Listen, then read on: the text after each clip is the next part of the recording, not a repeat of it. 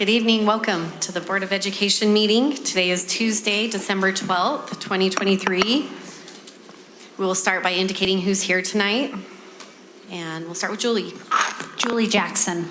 Kim Chandler. Connie Burgess. Karen Winder. Clark Nelson. Todd Hubbard. Rich Nye. Chris Wynn. Go ahead, Nicole. And I'm Chris Wynn. Nicole's joining us on Zoom tonight, so I'm running this meeting for her. I'd also like to recognize any of our groups here, GEA. Michelle, thank you. GESPA. Do we have GAOEP here tonight? Any? Oh. Dana and Margarita. Thank you. Region PTA. Middle managers. GEF. No foundation. And any elected officials that we can recognize?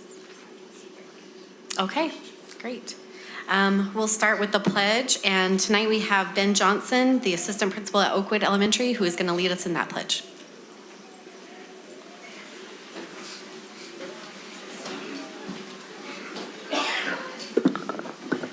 Thank you. Will the audience please rise? You guys were fast on that. Thank you. I pledge allegiance to the flag of the United States of America and to the republic for which it stands, one nation, under God, indivisible, with liberty and justice for all. Thank you. Thank you, Ben. We next will have our reverence by Oakwood Elementary Choir. Ben, are you going to introduce them? Thank you. I'm going to briefly turn the time over to our great principal from Oakwood Elementary to introduce the Oakwood Elementary Owl Chorale. As he comes up, Mr. Bailey comes up, I'd invite those of you on the stand to please come down so that we can allow the performance to be in front of you instead of behind you.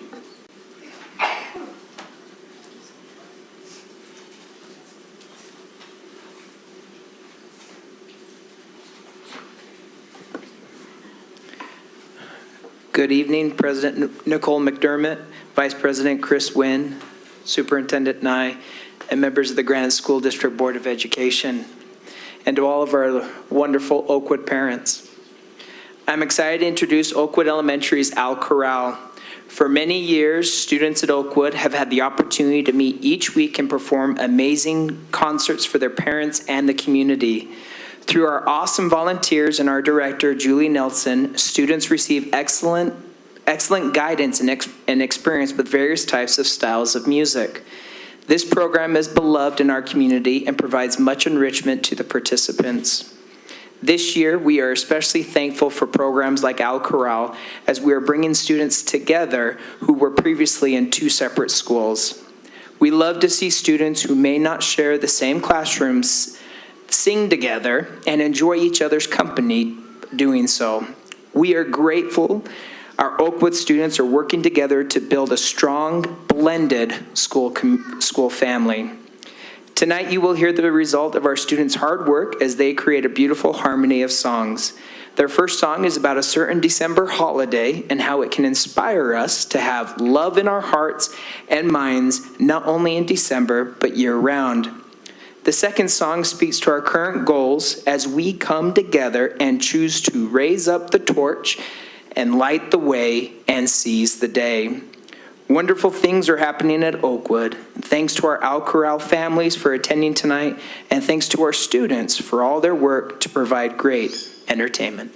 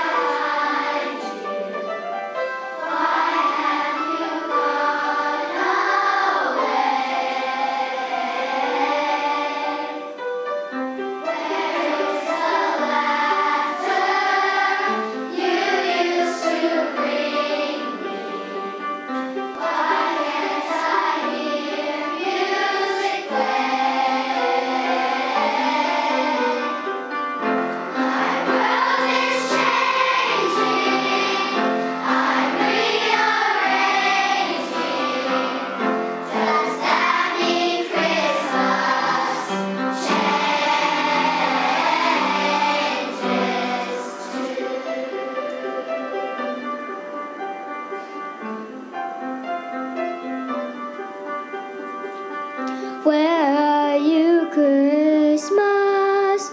Do you remember the one you used to know? I'm not the same. See what the time's done. Is that why you have let me go?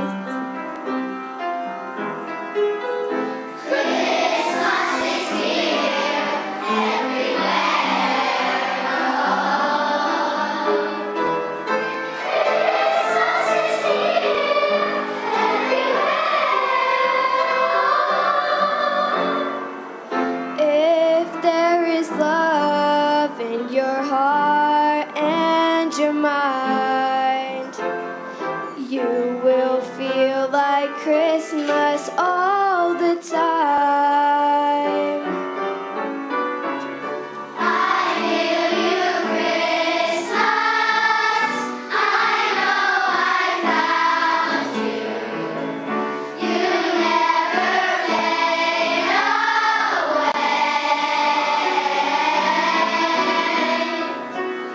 The joy of Christmas stays here inside us, fills each and every heart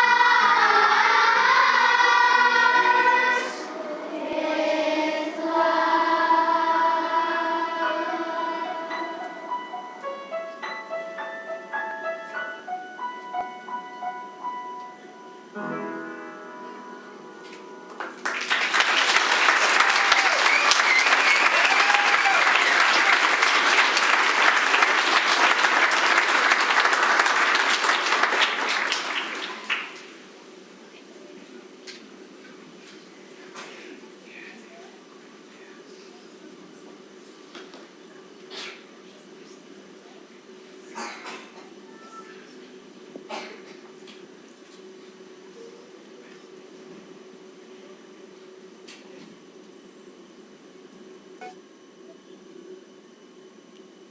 Open the gates and seize the day.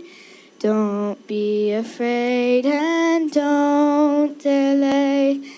Nothing can break us, no one can make us give our rights away. Arise and seize the day.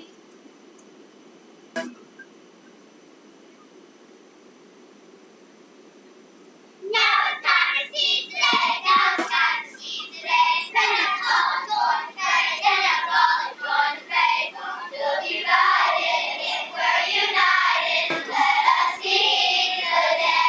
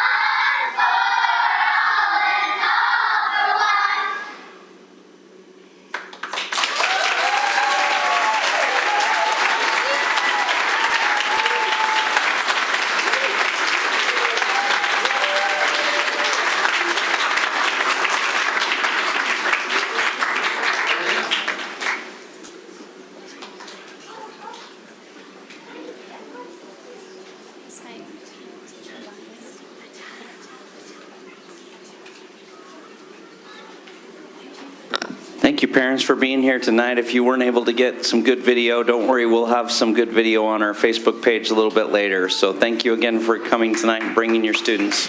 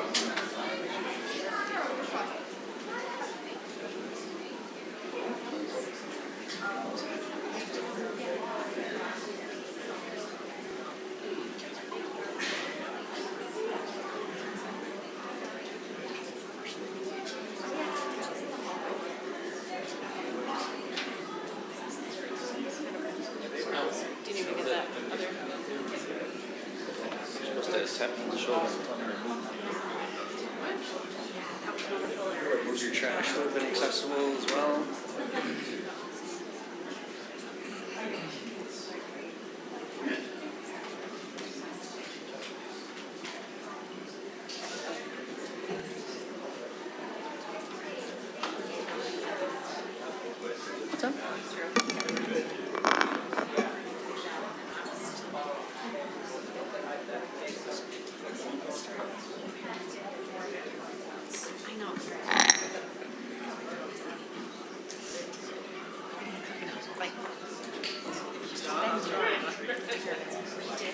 He just said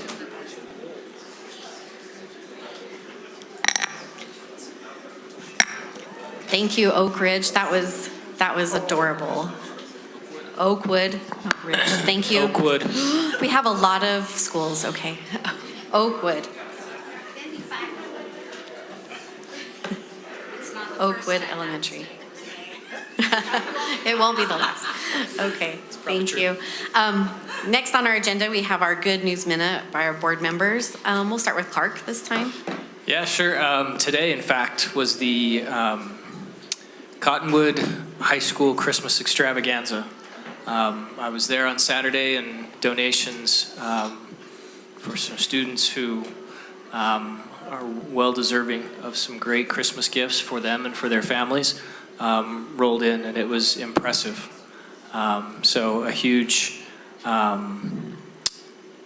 thank you. Doesn't really quite do it justice, but thank you to Robin Ivins and her army of volunteers that went out and collected and brought in and then organized and distributed some amazing Christmas gifts for some high school students.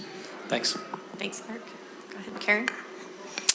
All right, two fun things about Kennedy Jr. First of all is later this evening we'll be approving a $50,000 donation that came in from an individual in the who attended Kennedy back in the day and had a great conversation with the principal about this donation. And this wonderful family has asked about some of the needs, and so this is going to go to a new school marquee. It's going to pay off all student lunch debt at that school, as well as some other fun things there. So just wanted to mention how cool that and grateful we are for that donation in a community that is really appreciative. I also at Kennedy, I got to go stop by their journalism class and record a little message with their journalism group. So that was always fun to answer their questions.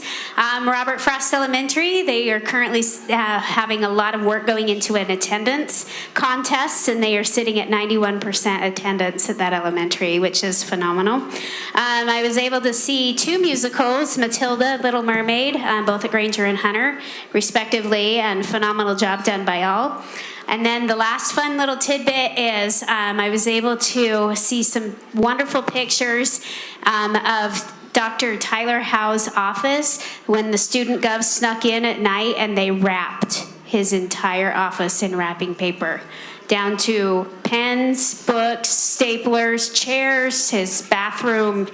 Everything that could be wrapped was possibly wrapped. So that was really fun for the student gov to pull off their little secret. Okay, thanks, Karen. Connie? Yeah. This week, Eisenhower Junior High had last week their instrumental Christmas concert. I better get closer. And so Eisenhower had, the beginning band students from 6th grade did a great job. Then they had the jazz band do a couple of Christmas numbers, good job. And then the orchestra came on and played one song very nicely. And then they invited some people up. So there were 5 teachers, 1 administrator, Dr. Howe and Dr. Nye and myself. And we had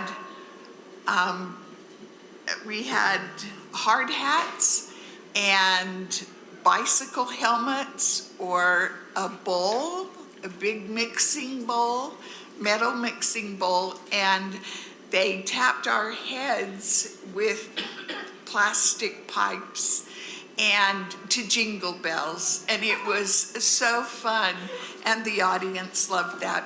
I also was able to attend Hunter's special play, Finding Nemo. That's awesome, and was glad to be able to go to that.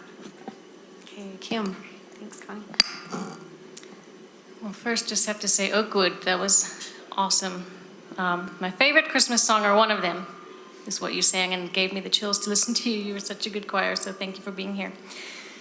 Also, just wanted to thank administration and teachers at both Western Hills last month and Redwood this month, who had taken time out of their very busy days to speak with me about their concerns and questions. Not everyone's always willing to speak to a board member, so I appreciate your openness and your candor and the things shared.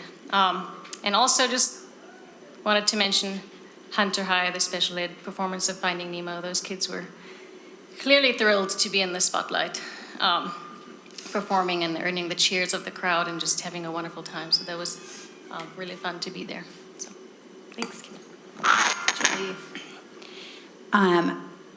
Great news. Crestview Elementary raised a heck of a lot of money over several years, in order to get a new playground that is accessible. And so it's inclusive, and the kid who inspired the whole project, Mike, is one of the sweetest kids ever. I saw him and thought, okay, I'm gonna go make sure that Mike feels so special on this special day. And I went and sat by him, and before I even could do that, he put his arm around me and told me how wonderful I was, and he made me feel special. And I was like, wow, this is really cool. I see why we named this playground and why he inspired this playground. He was so amazing. So great job too. I love when we see our community come together like that. I also wanted to highlight, I've been doing some speaking in some schools about voting with seniors, and this month I got to be over at Kearns and take over some government classes and talk about the importance of voting and how to vote, and showed them my ballot and showed them how to get online and find out what different people stand for. And that just thrilled me to my bones to be able to have them asking me important questions and talking about what was going on in such meaning, like their discussion is so meaningful. There was one more thing I wanted to bring up. And I can't find it, so I'll have to save it for next time. Oh, I remember it. If you have a chance to go to Upland Terrace Elementary, they have a counselor who has gone through all this special training with her dog. And she's also at another school. The dog's name is Ruby, but aren't they at 2 schools? Or are they at Upland? Oh dear, okay. I thought she was shared between 2 schools. And this dog is the most beautiful dog, and it is trained to help kids with emotional safety. And they've been through months and months of training, and it's just the most beautiful thing to see. So if you get a chance to go over there and check that out, it's just so exciting. Thanks, Julie. Nicole, she's online. Do you have something you'd like to share?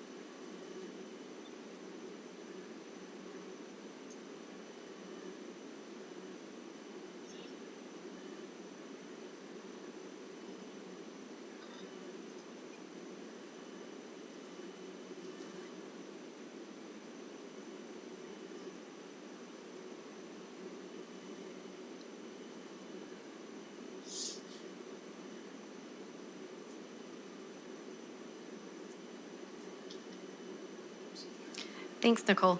And then I'd just like to add mine. So I attended Whittier Elementary, and they did a launch. They had the students make parachutes. And when I asked why they were making these parachutes, they learned on Veterans Day about the candy bomber, Gail Haverson from Utah, who's now passed away, but they did a STEM activity where they could make a parachute, and their principal partnered with West Valley City and went up on one of the lifts, and she dropped them to the kids, and attached was a little Hershey bar for each kid. And they brought them out grade by grade, and it was so fun to watch those kids. They're like, that's the one I made. And, you can't really tell which one they made, but they were so excited to catch the parachute from their principal clear up in the sky. And I just thought that was such a neat, fun experience for them. I also went to the musical at Cypress High, Footloose, and I love that movie. And, the new and the old version, they're great. But they did a phenomenal job, and it was so fun. And in the program, they dedicated it to one of Cypress alum who had actually been a stunt double on the first movie for Kevin Bacon. He did some of the gymnastics on there, and he has passed away. And his sister works at Cypress High, Shanae Henson. She's the athletic director and teaches math there. And they dedicated their performances to him. And I thought, what a neat tie to hear Small Town Magna and then a movie and a musical about a small town. And they did an excellent job, and it was so fun to watch. And I just love that they had that link to that musical. And then Hunter High Unified, those kiddos doing Finding Nemo Jr. was a thrill to watch. It was so much fun.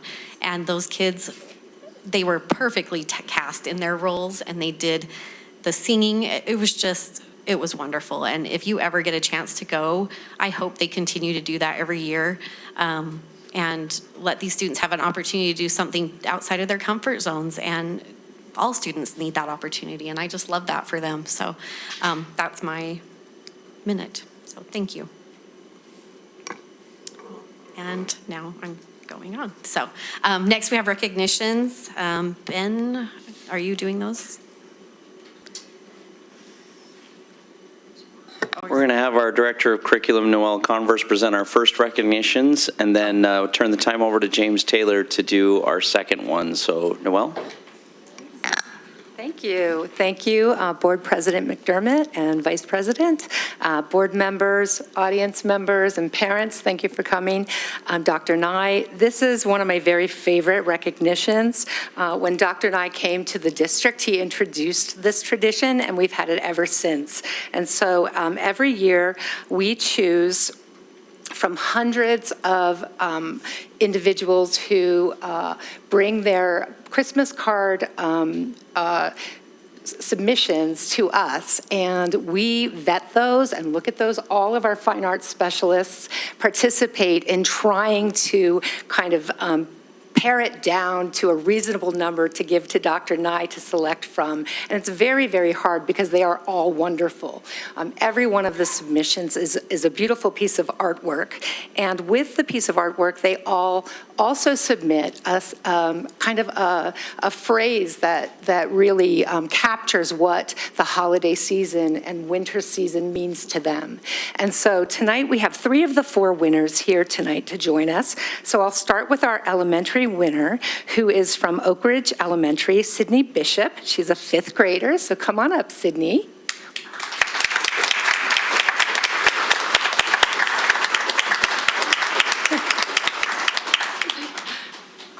And I'll just read us what Sydney wrote about her Christmas card submission.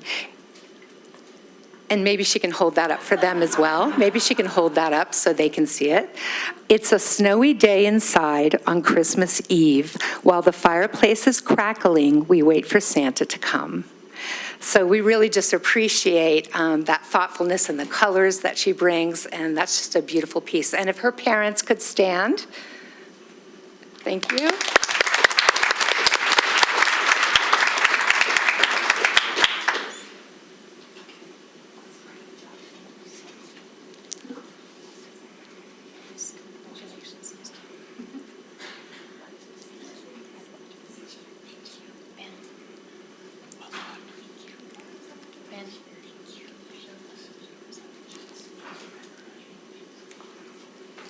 Dr. Nye takes these Christmas cards and he sends them to every single employee in Granite School District, as well as all of his colleagues, both locally and nationally. So these Christmas card submissions are shared nationally.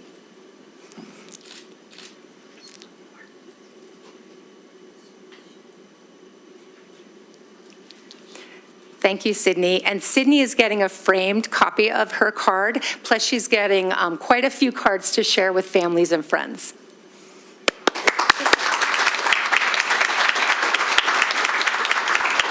Okay, next we have Serene, and Serene comes to us from Benyon Junior High. She's an 8th grade student. Come on up, Serene.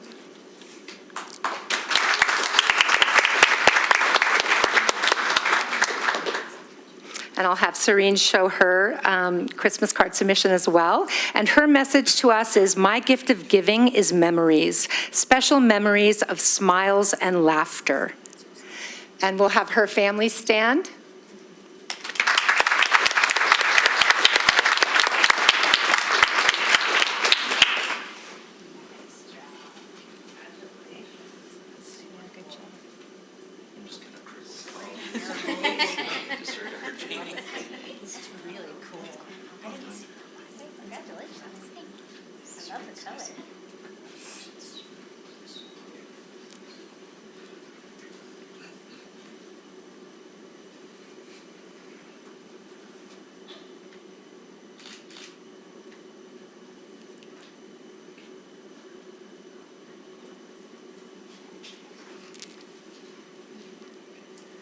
Thank you, Serene.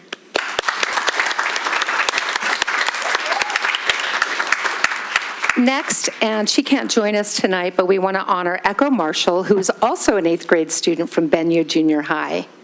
Oh, she's here. Yay, Echo, you came.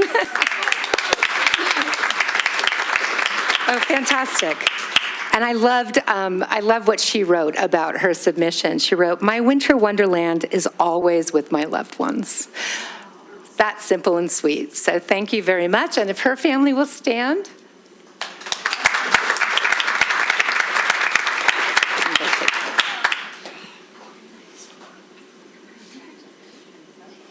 Good job.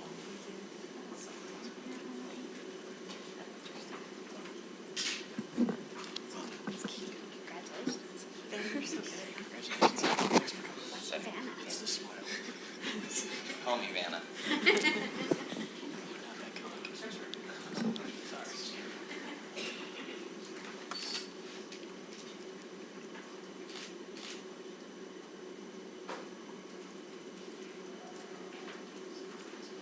Thank you.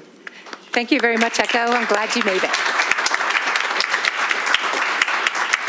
And finally, from our high school submissions, Georgia Pratt from Granger High School, an 11th grader. Come on up, Georgia.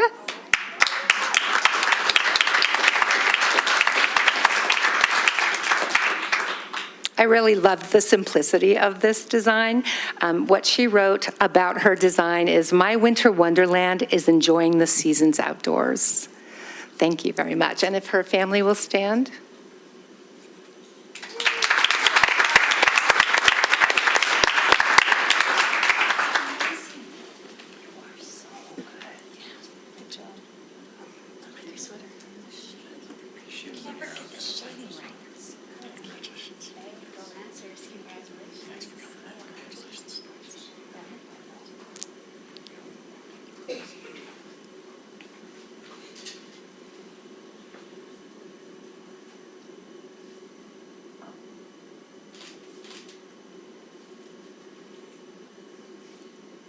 Thank you, Georgia, and thank you, board, for your appreciation and your support of fine arts.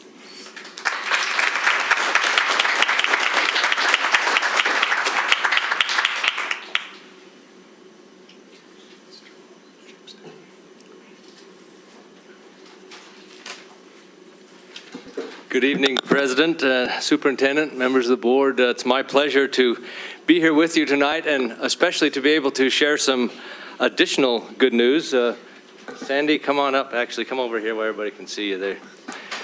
It's not every day that you get to recognize a friend and colleague in a special manner as this. And as much as Sandy hates it, she's here standing in front of you today. But it is a big deal, and certainly worth the recognition this evening.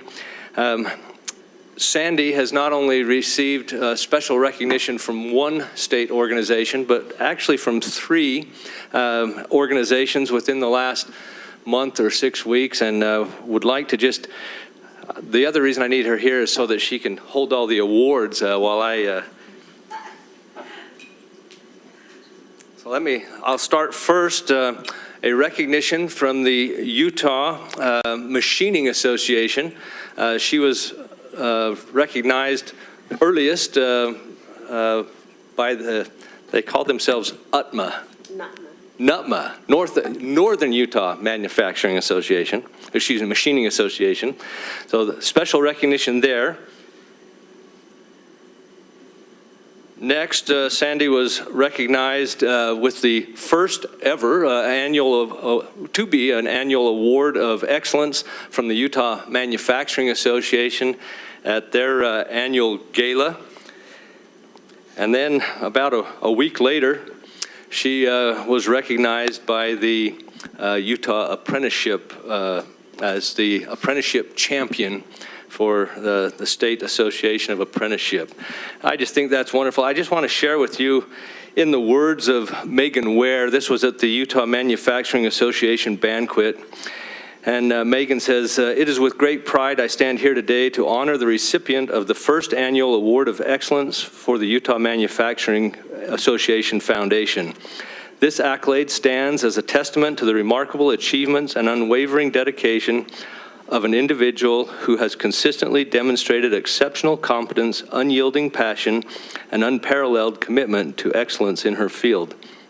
In a world where excellence is often elusive and the pursuit of perfection is relentless, this distinguished honoree has not only set the bar, but has soared above it. Her journey has been marked by diligence, creativity, and a relentless pursuit of excellence that has inspired all who have had the privilege of witnessing her work. Today, we come together to celebrate an outstanding individual whose extraordinary contributions have left an indelible mark on her profession and the lives of those they have touched. Sandra Hemmert, CTE Coordinator for Granite School District, has been in education for a remarkable 45 years. 43 in Granite District, I might add. She works tirelessly to bring awareness to the education system, the needs and opportunities of industry, while building relationships between industry and education to prepare students to take advantage of opportunities. Sandy is instrumental in moving the needle in education to make sure all students have opportunities to expand and change their lives for the better. She has contributed to education, industry, and local community, and has been a pioneer in establishing programs that benefit all stakeholders. Please join me in thanking Sandy for a lifetime of devotion to the students of Utah. I think that's marvelous.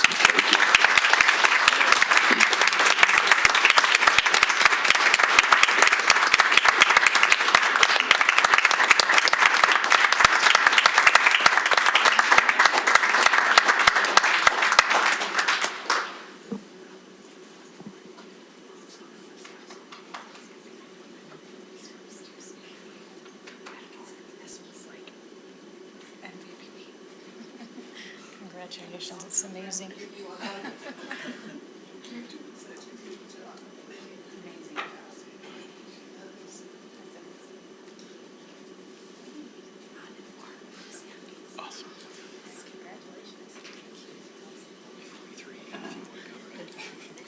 They keep asking me if I'll even go work for them.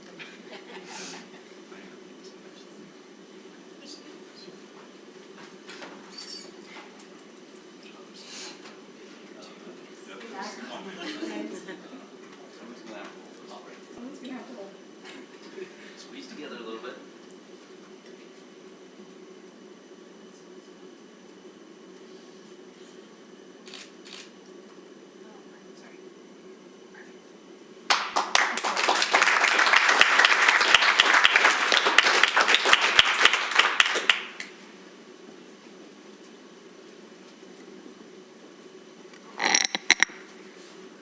Thank you for those recognitions. That's remarkable. 43 years in our district is and still here is amazing.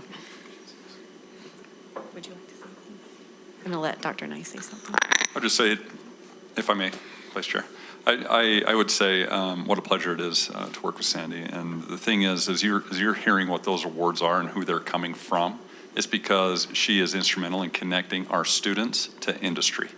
And so for those industries to recognize her and those manufacturing associations to recognize her work in helping them accomplish their goals helps us accomplish our goals. It is quite remarkable for an educator to be recognized in that space through that industry. So thank you so much. That's right there, a dynamic duo in how the both of you connect our students to those resources and those recognitions. Although Sandy's very humble and might be hard to receive, I can't tell you how much they are well deserved, and appreciate your efforts in doing that for our students and making our community and our society a better place. Thank you. Thank you, Dr. She's humble, but boy, she's a bulldog. She'll advocate for our kids like no one else. Awesome.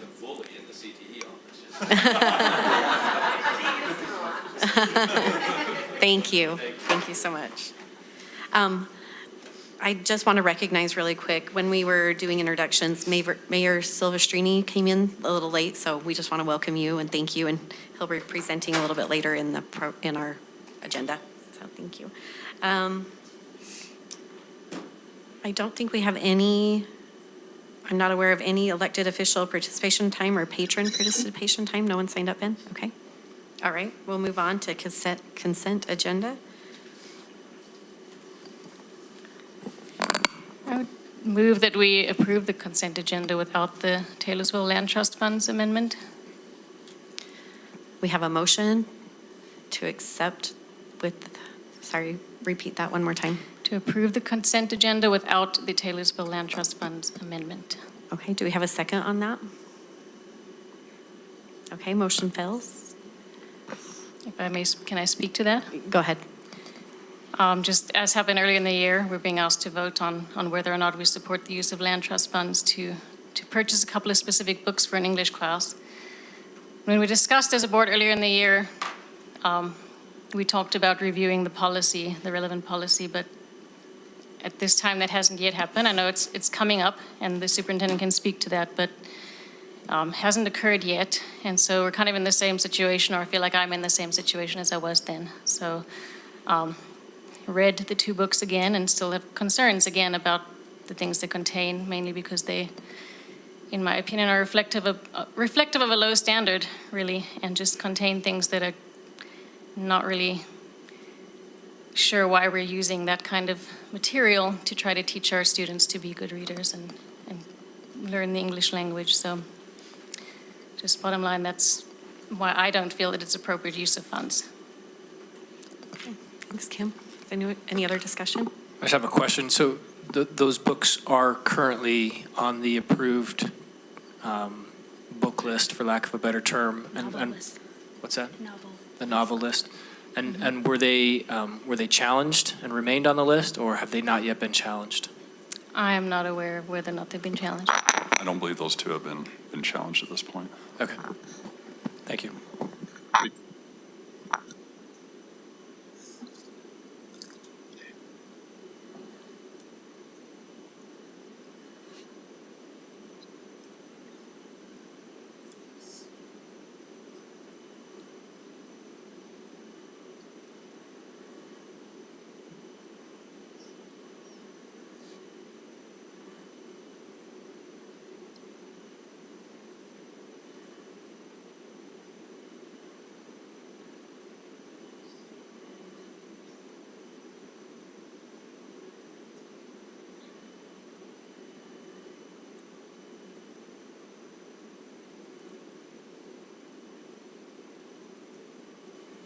Thanks, Nicole. I move to approve the consent agenda. Do we have a second? I'll second it. Okay, we have a motion and a second to accept the consent agenda. All in favor? Aye. Any opposed? Nay. It Stacy, can you record the reasons for my vote, please? Thank you. Okay.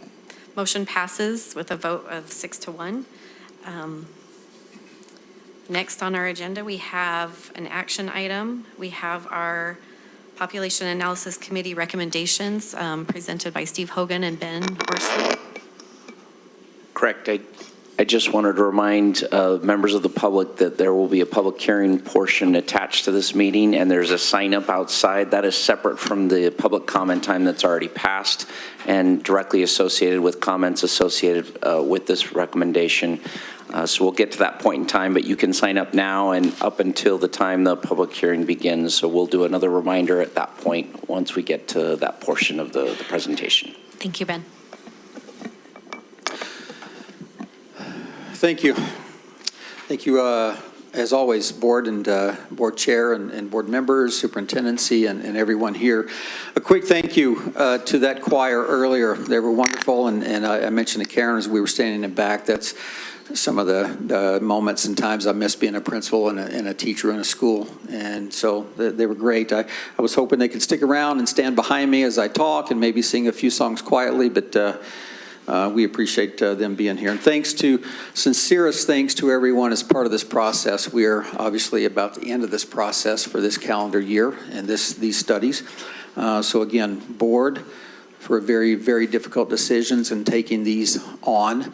The PAC, of course, as always, community members, everyone that has helped us understand the concerns and issues in their communities, even sometimes where we don't always agree or see eye to eye, but those are important parts of the study and the feedback process. And a quick thanks to Sandy Hemmerich. She is amazing. So. Quickly, the agenda, as stated, the purpose, of course, is part of a potential second reading tonight and the why of consolidation of schools, the Western Hills potential closure, as well as the reopen Brockbank proposal for 2025. Why? Again, by the way, I'm going to go through these pretty fast. If anyone, of course, board members want me to stop, I can stop and talk about any of these. There are a few slides I will spend a little more time on because they're some new information we've received in the last few days, but most of these are just for the benefit of those watching and listening later. So why do we do these? The PAC believes that optimizing elementary school size creates better outcomes and opportunities for students, referring back to our benefits of consolidation. I don't have those slides on here again, but we're very familiar with those benefits. Those two were the closure and boundary study of areas 1 and 2, and of course, again, the 2025 reopening of Brockbank Junior and the accompanying boundary and feeder pattern changes that go along with that one.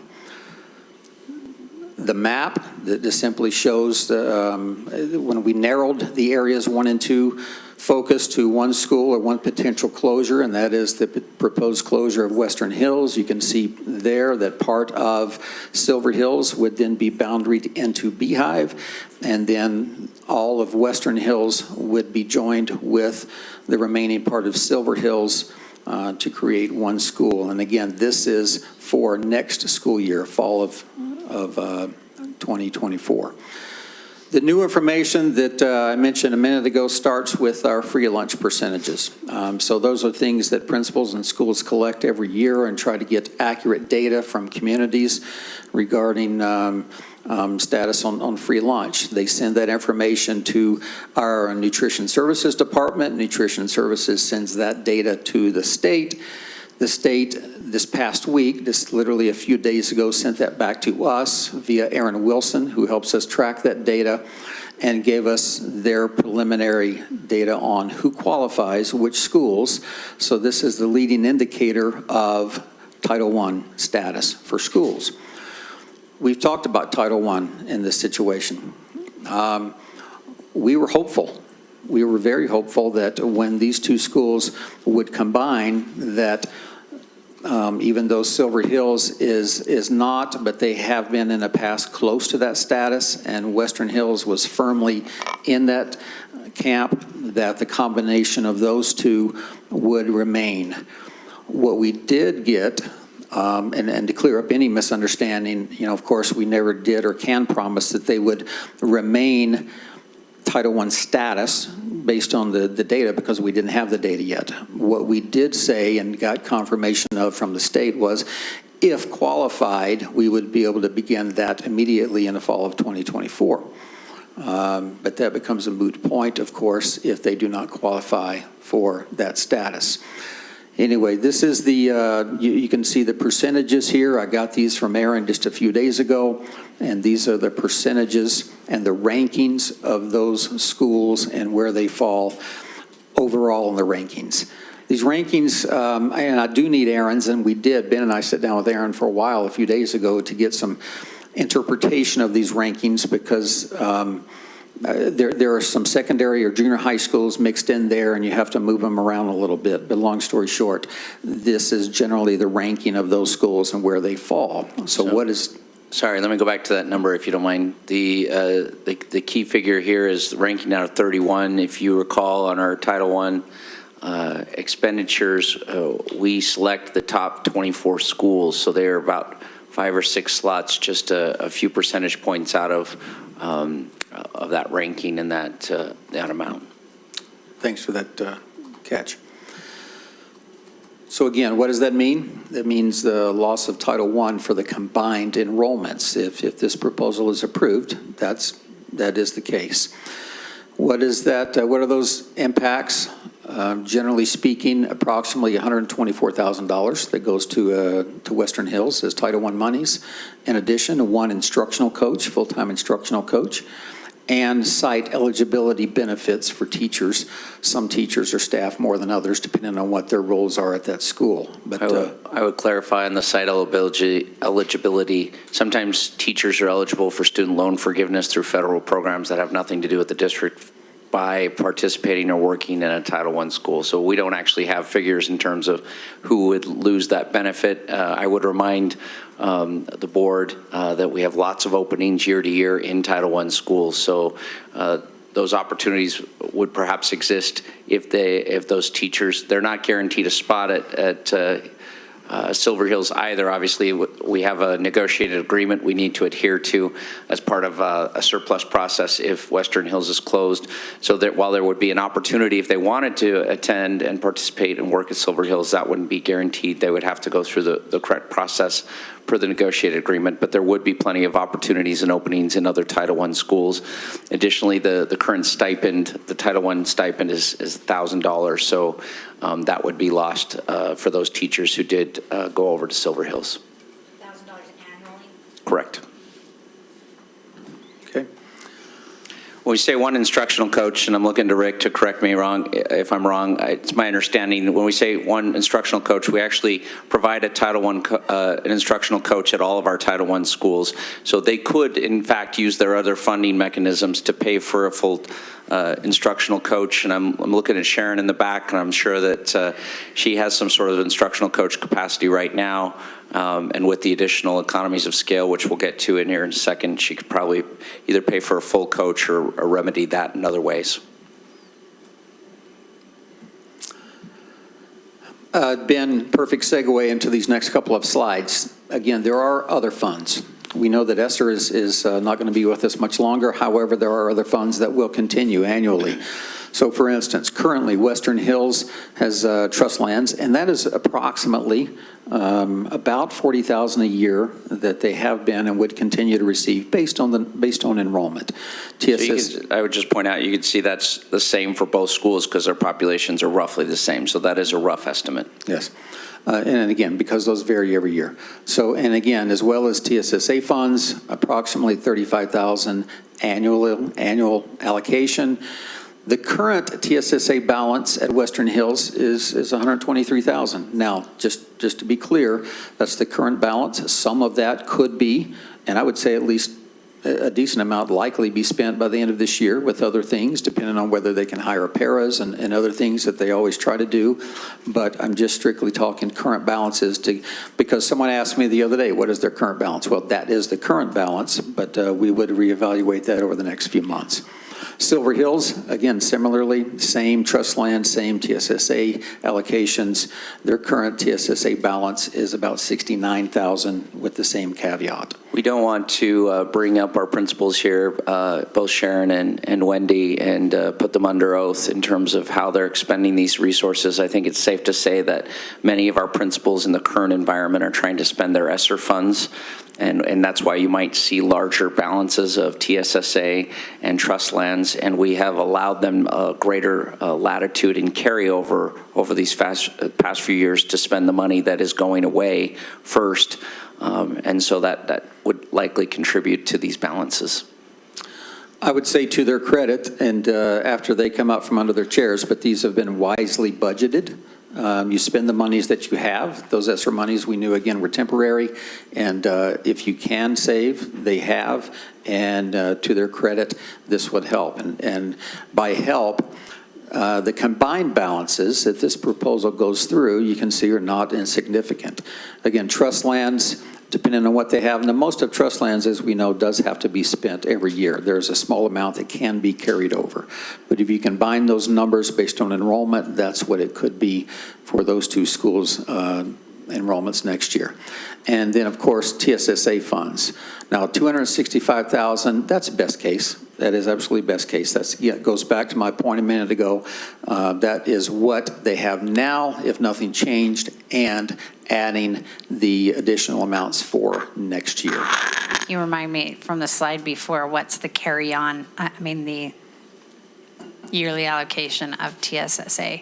So yearly, they would be about 70,000. About 70, correct. Between those, so you're looking at roughly $150,000 in land trust and TSSA in a combined scenario.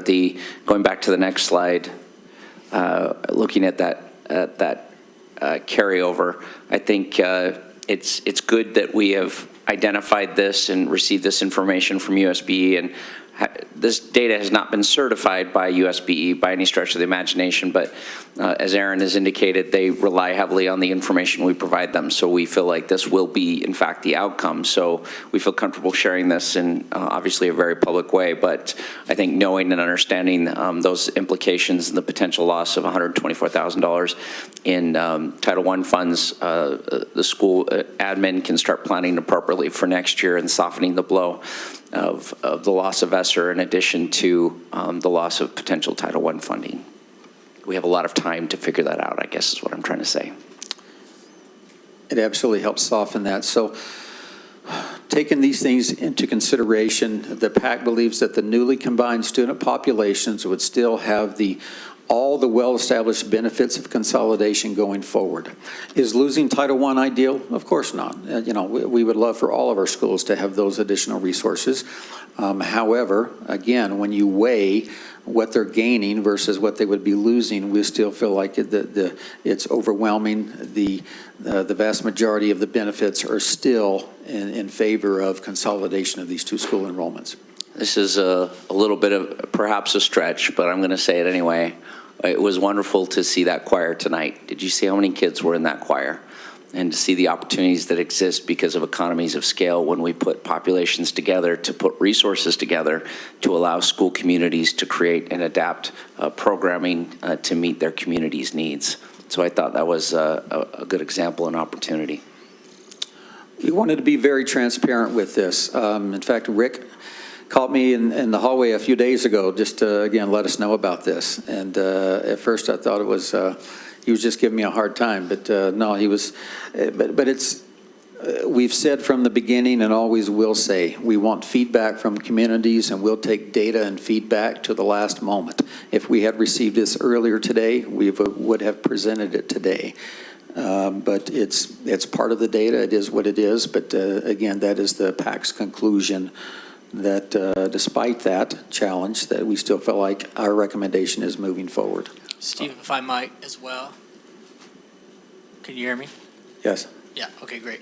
If I might as well, just a reminder, and perhaps it's already been said, federally, we're still receiving the same allocation of Title I. This wouldn't impact our overall allocation to the district. This is just a rank order issue. So what that means is in that loss, it's not something the school district loses. It's something that affects our rank order and per pupil allocation out to the schools who qualify. Thank you for that clarification. I would also add a clarification that we knew there was a possibility under PAC as we studied this issue that there was a potential loss that Western Hills might not qualify from the beginning. That was not a significant variable in our decision making because these numbers do fluctuate and they do change as our communities fluctuate and change. So a rank order of where they're at now, 31, could obviously change over the next few years. What was beneficial to us and what we saw an advantage in is that USB could give us a determination much sooner than they have been able to in the past. There's usually been a lag before designation, and so we are grateful that we know and understand this data now so that we can take appropriate steps to mitigate and help the school, the consolidated school plan for the future and soften the blow of the loss of ESSER.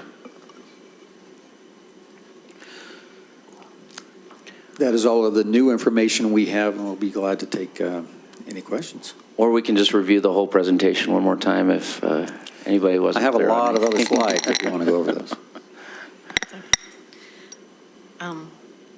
Board members, any comments? Okay. We'll move to the public hearing Yeah, let me go get portion. that. Can you quick. go? Thank you, Ben.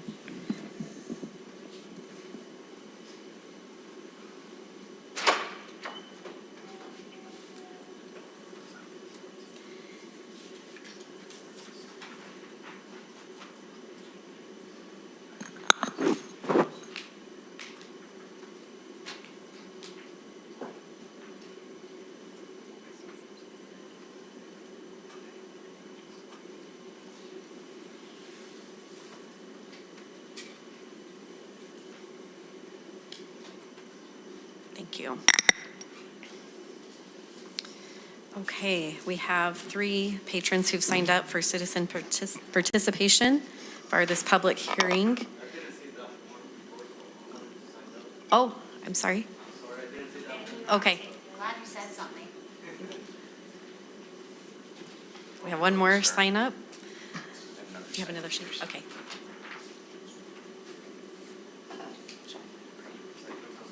Okay. We'll go ahead. Looks like we have one more late sign up. We will start just in the order that's on the form here. We'll do 3 minutes or 5 minutes. What did we do last time? We have 3 minutes, so when I call your name, just come up and state your name, and we'll give you 3 minutes to hear what you need to say. The first one on our list is Janet Nurdin.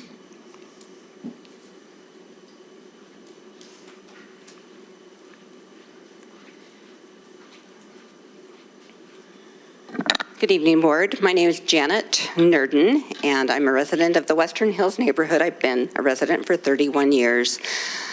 My primary reason for being here is I was concerned about the safety of the children having to cross over 5600 West. This new piece of data with Title I concerns me even greater. This community has relied on those Title I funds for many years. I've seen the amazing things. Personally, firsthand, I've seen the amazing things that Title I funds is able to do in that school. Just, it's heart-wrenching to think that that would be going away. Those kids rely on it. A lot of them do not have a lot of academic support at home, and it concerns me greatly. So safety and that as well. In the meantime, I just found out about a week and a half ago that Wallace Steiner Academy is planning on building a new charter school just a half mile down the road from Silver Hills. I could guarantee if you left Western Hills open, the majority of those people would stay at Western Hills. You close it, I can guarantee you'll lose a lot of them down the street. They're not happy with the way that this has been handled. And so it's your decision. I'd love to see the school district stay viable. The problem with these charter schools coming in is that the kids with parental involvement, they leave. The ones that don't stay, and we end up with a big concentration of kids that have behavior issues, disabilities, language acquisition, just, social emotional problems, and cramming 30 of those kids in one classroom makes it difficult for a teacher to teach and actually get good academic performance. Carl Sandburg was closed actually about 3 years ago. It was projected they'd have 540 kids in the school. They currently have, well, at least as of last year, there was 349. So they lost 200 students as a result of that. Was that a successful closure? In addition, their early literacy rate is 13.7%. That's a personal passion of mine. I am very passionate about children's early literacy, and that's just not acceptable. And so I looked along the 5600 West corridor to kind of see where all the schools' early literacy rate is, and it's pretty pathetic. The only ones that really are a standout are Armstrong and Diamond Ridge, and they're specialty schools. All the rest, we're down in the 25-30% range, and if we continue just closing schools and cramming these high-risk kids in the same building, we're never going to be able to be successful as a district. We've got to come up with some decent solutions for, addressing this and not having them all be so consolidated in one building. It's difficult, and I know from firsthand experience how hard it can be. So I would urge you to keep Western Hills open.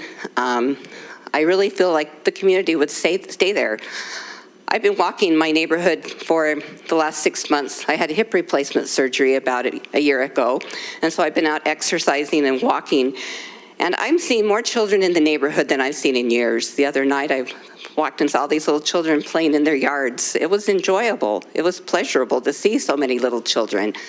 However, I do talk to the parents of these kids, and they say we're reluctant to send our kids to public schools because of the data.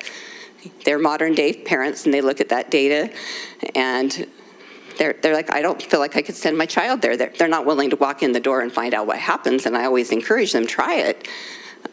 Until we can rectify that problem, we aren't going to be able to keep our full schools filled. And I think closing Western Hills would be an opportunity to give this a try to see if we could bring parents into the community and get them welcomed in. Because we've got a lot of young professional families with cute little toddlers that could be an excellent asset to the school if they were allowed an opportunity and welcomed into the community enough. So I urge you to keep Western Hills open. It's a great, amazing place. Thank you for your time and service. Thank you. Next, we'll hear from Darren Nurdin.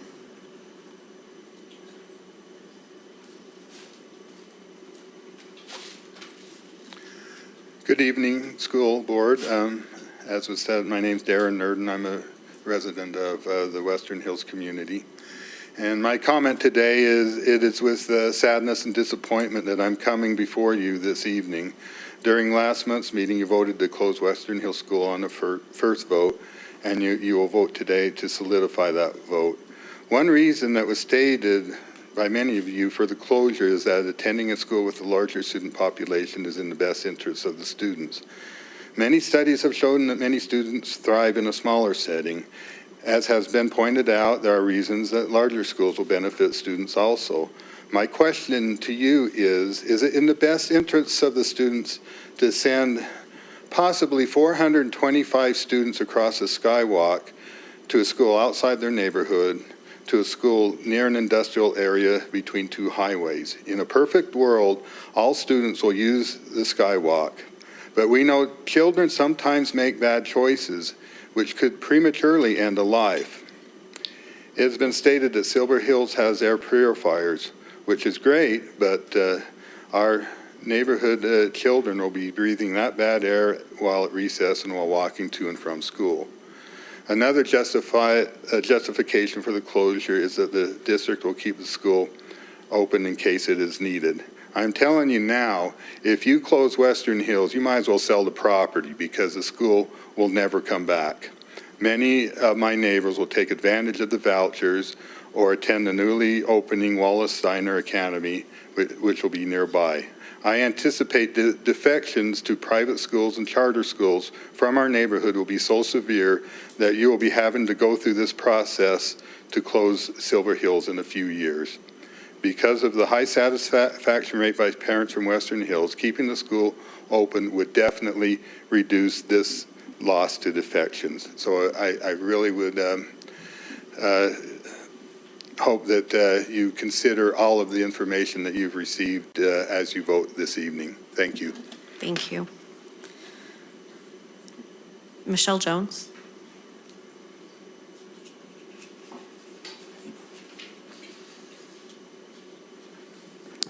Michelle Jones, GEA President. And again, just like last time when I spoke to you, I know this is a very difficult, hard decision with a lot of complexity.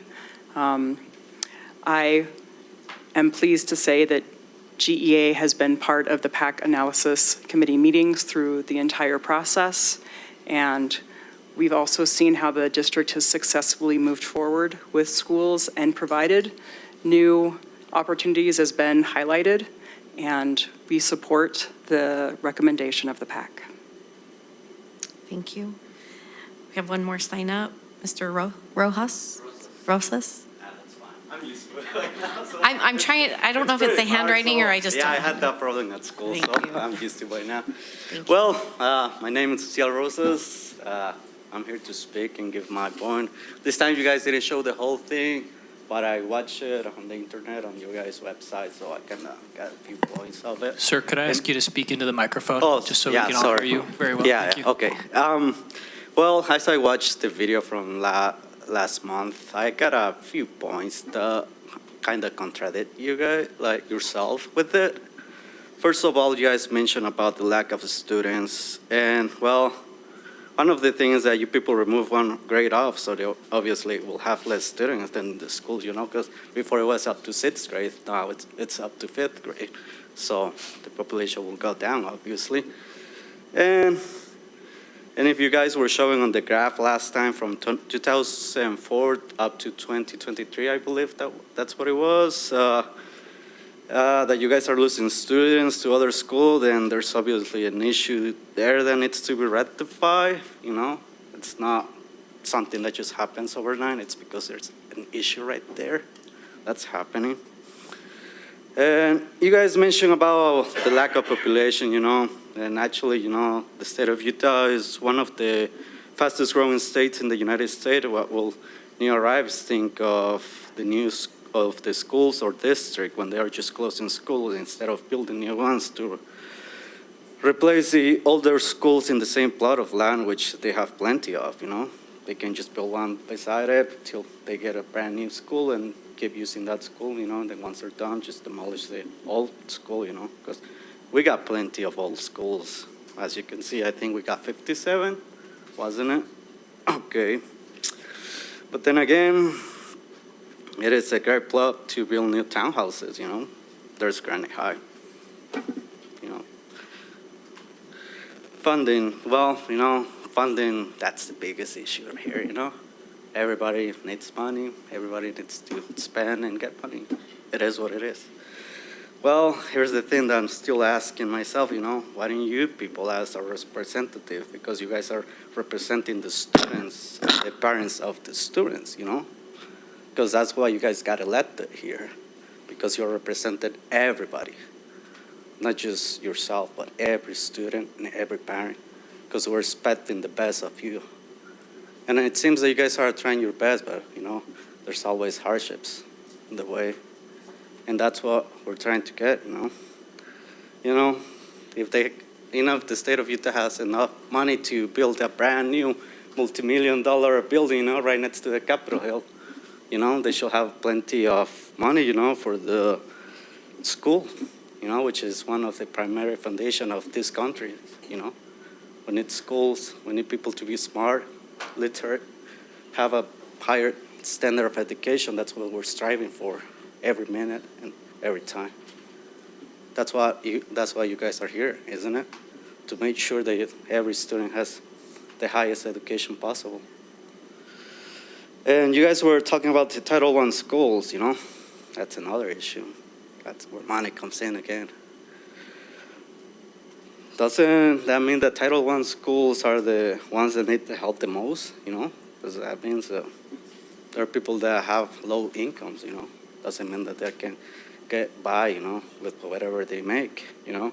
Or are we trying to go back where the privileged get better education while the underprivileged doesn't get it? Is that where we're going? Are we going backwards instead of going forward? Because, you know, from here, anything's possible. Bigger classrooms, you know? That doesn't mean better. Professors can take care of every student's needs. I've asked them, they can't, you know? Every time you guys keep increasing, instead of adding more teachers. That way everything will be balanced. You know, it's no wonder that becoming a professor is becoming one of the low-chosen careers nowadays. Who wants to be a professor? They gotta take care of 30+ students. That's just a nightmare. I'm just grateful to all the teachers here that are doing their best, you know. And honestly, I would like to see some of you guys, you know, that are trying to close the school, you know, or something like to give class to 30 students or more, see how it goes. And full capacity of a school, honestly, that's another thing. That, like, you know, having full capacity of a school is just asking for a disaster to happen, you know. Even our brains nursing venues are 100% of it. We've got plenty of room to use, but we don't use it. And you guys talk about seismic failure, you know, about the earthquake that happened a few years back, you know. That's a big issue, honestly. If you guys are worrying about it right now, that's kind of, you know, too late by now. You know, does that mean that you guys have been letting our kids, you know, attend an unsafe school? Isn't that something that would have been prioritized from the beginning? You know, that should have been done that year, not right now. They are saying, oh, if there's another earthquake, nobody knows what's going to happen. You know, it could happen anytime. Even brand new buildings fall to an earthquake. So if you guys are really worried, you know, we got plenty of land right there to build a new school. And honestly, there's another issue right here with the community that's really big that they've talked about it too. It's the crossing the dangerous roads, you know, because 56 is pretty busy. 54, it's busy too. It's crazy. I don't know if you've driven that road lately, how bad it gets, especially when you're trying to get to work. You know, I don't know if you guys know of anybody that has lost a kid to a car accident, especially when they're coming back from school. Has anybody that knows someone? You know, we have a family friend that lost her kid that way, you know, and every time they talk about something that has to do with road safety for kids, every time she looks at us, like she has a deep sadness full of void that cannot be filled, because a kid is a kid. And it seems lately that, you know, it's going like, not my kid, not my problem, till it's your problem. Then nobody wants to listen. And that's when the hard thing hits.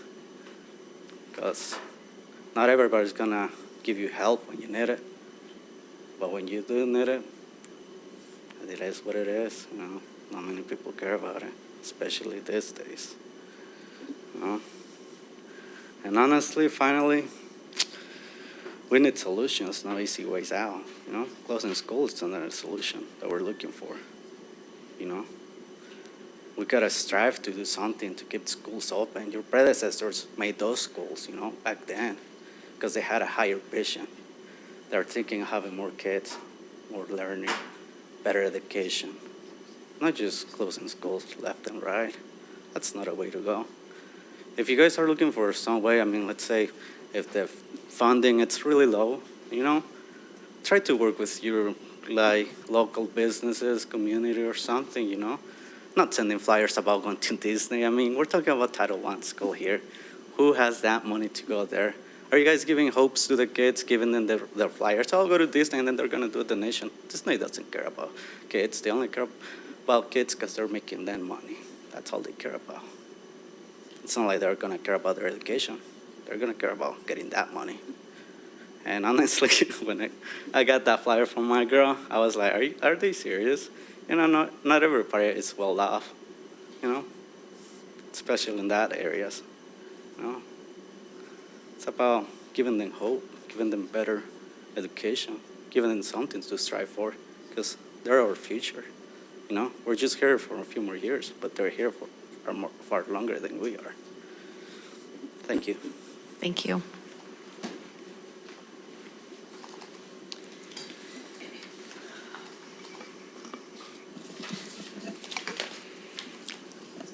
That will close our public meeting. And we'll move on to discussion about our recommendation from the PAC.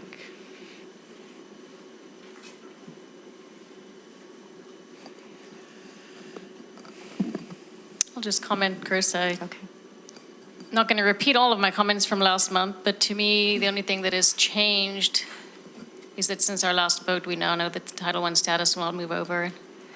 And so I will continue to oppose closing the school. Nevertheless, should it be the vote of the board to proceed, I intend to help with the transition however I can, and I spoke with the superintendent about this already. So if there's ways we can plug in and help support, then please loop us in. But just adding that as my reason for my vote. Thank you. Any other comments? You know, I feel like by December with the PAC studies, I'm always so exhausted because of the amount of effort that it takes to really go talk to all the people. You have sleepless nights. You walk the neighborhood. You talk to teachers and you talk to families and you go see the kids in the schools, and there's a lot of work that goes into that investigation, and it's the worst to think about closing a school, because you see the wonderful, beautiful things that are happening there and that have happened there for so long. The more that I have spent time working on this with both Silver Hills and Western Hills, it's been very apparent to me that we have two schools full of amazing, amazing kids and amazing staff who all deserve and need more than what we're giving them. And I think that if we consolidate these schools, we'll provide more opportunity for our kids And I think there are costs associated with this. And I recognize those costs, and we will have to deal with them. We'll have to pay for them, and they won't be easy. But the benefits outweigh the costs. And I truly believe that, and that's why I will vote in favor of this. I think we're going to see huge benefit to both the Silver Hills and Western Hills communities. And that Western Hills community is going to realize, I'm hoping, as I've seen in other schools, that you're not just like going to a new school where you don't know anybody. Your community simply moves geography, and your community that you love, it can still exist, and now it expands and it becomes bigger and stronger. And that's the hope that I see here. That is what I'm aiming for in making this tough vote that I honestly have spent many sleepless nights over. And I feel very confident that that's what's going to happen for them. And I'm pretty excited to see our kids thrive in the new environment, like I've seen other kids thrive as they've received new opportunities and new resources. I think it's going to be heart-wrenching and then super exciting and invigorating. Actually, I just want to add, this is not an easy decision for any of us up here. We know that.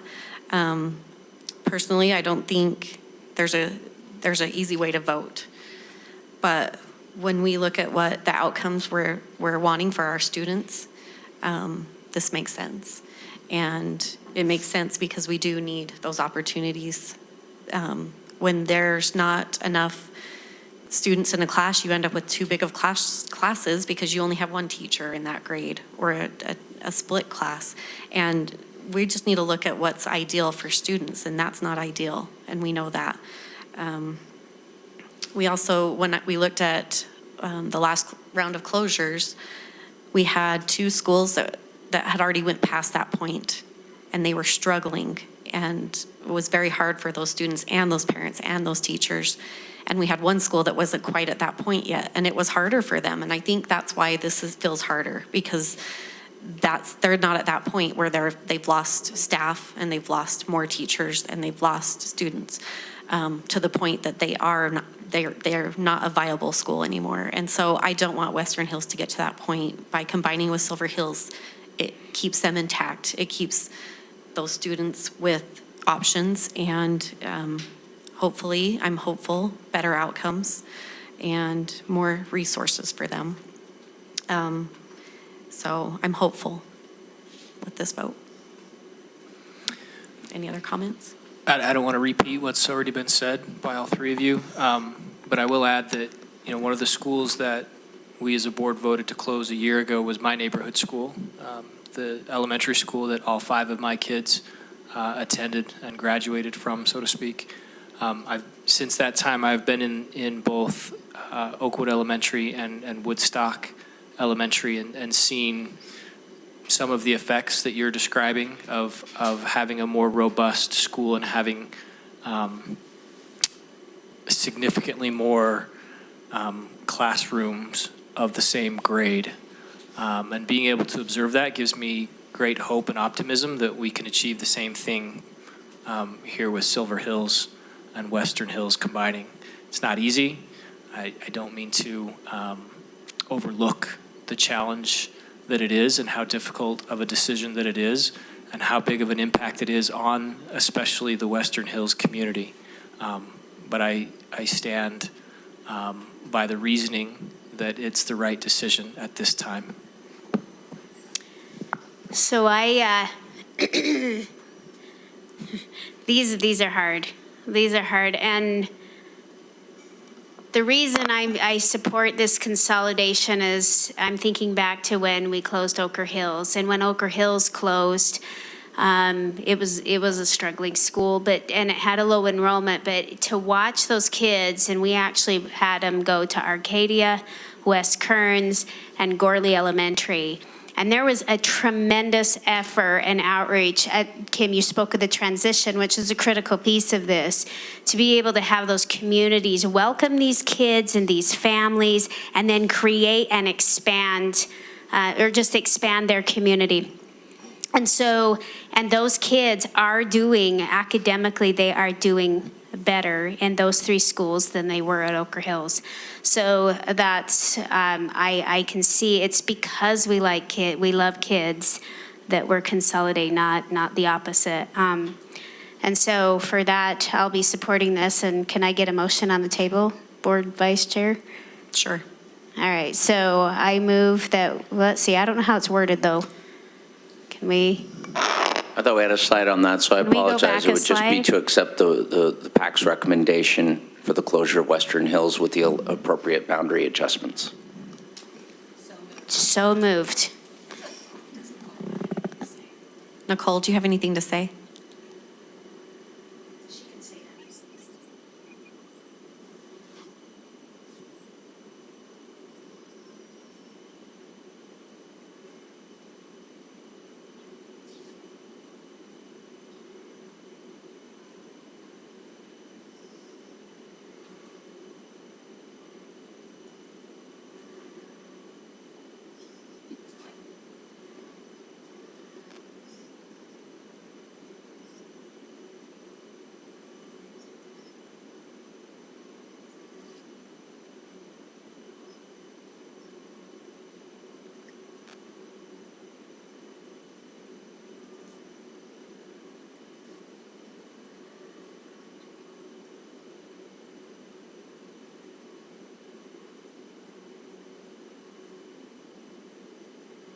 Thanks, Nicole. We have a second to the motion. I'll second the motion.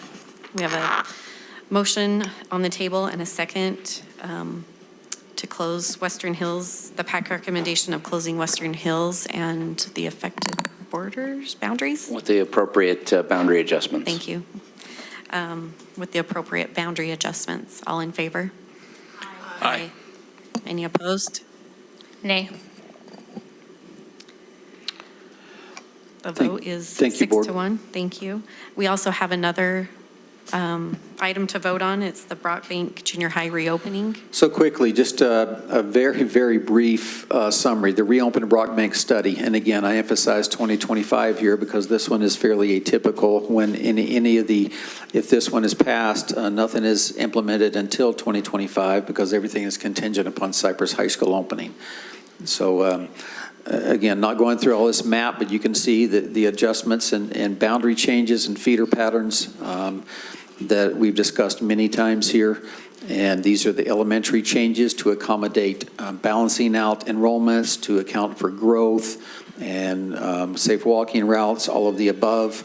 And one final, after those elementary changes are made, then the potential of the split feeder to, again, accommodate balancing out enrollments at those junior highs to make sure they're all the right size to have a robust programming and to be successful. So with that, we will certainly take any questions. There really is no new information there in this study that we haven't discussed in the past or gone over many times. Okay. Any questions, Board? I motion that we accept the PAC's recommendation to reopen Brockbank Junior Highs with the accompanying boundaries. Accompanying? Very good. Appropriate accompanying boundary adjustments. 2025. In 2025. We have a motion and a second to close or to reopen Brockbank Junior High fall of 2025 with the proposed boundary adjustments. All in favor? Aye. Any opposed? Motion passes. Thank you, Board. Thank you, Board. Steve. Thanks, Thank Ben. you, PAC Committee. That is It's a lot of that's work. so much work. Thank you, thank you. And thank you for bringing to light new information, even if it's not positive. Thank you.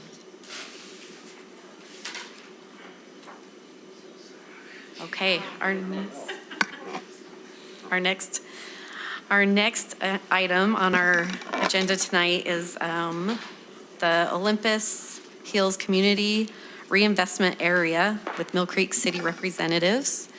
And we have Mayor Silvestrini, we have Mike Winder, who is the city planner. Manager, thank you. And then I'm not sure your name. Go ahead and introduce yourself. Is this on? Yep. David Baird, representing Porsche Salt Lake City. Thank you. Okay, we'll turn the time over for you. We're excited. Thank you, Madam Vice President. We're excited to be here. And of course, we're no stranger to long public meetings and hard public votes. So we really appreciate all that you do. And I know you know Mayor Silvestrini and myself. Mayor Silvestrini was just doing Santa sacks last week there at the warehouse with our Promise program. But David Baird has been a longtime chair of the Mount Olympus Community Council there in Olympus Cove, and is a big volunteer with the Granite Education Foundation. So we all three of us have tremendous respect for what you do. And because I have such great respect for what you do, I thought the last thing you want is a boring PowerPoint presentation. And so I thought I would start with a little parable. And I like parables because they kind of distill complex things into relatively simple things. And so I don't mean this to be too trite or too goofy, but it is kind of a fun way to look at this, I think. And this, my friends, this is a Board of Education too, right? So, you know, we've had school children sing a parable works. All right, this is the parable of the barnyard family. Mike, why don't you sing it to us? Why don't you sing it to us? The parable don't motivate him. Okay, that was vetoed by the past president. All right, the parable of the barnyard family and the bird family. Once there was a barnyard family. They had a little skinny piece of land that they dreamt and hoped that someday there would be an apple orchard on this land. But the years came and the years went, and alas, no apple orchard ever came. One day, Johnny Appleseed came along, and Johnny Appleseed said, "Hey, I thrive at planting apple orchards, and I would love to plant an apple orchard for you on your little scrawny, narrow piece of land that's been nothingness forever. But if I do, then you would get 25% of the apples for 15 years, and I'd get the rest, but then you would get 100% of the apples afterwards." And the barnyard family talked about that a little bit, and the sheep said, "This idea is not too bad." And he was in favor.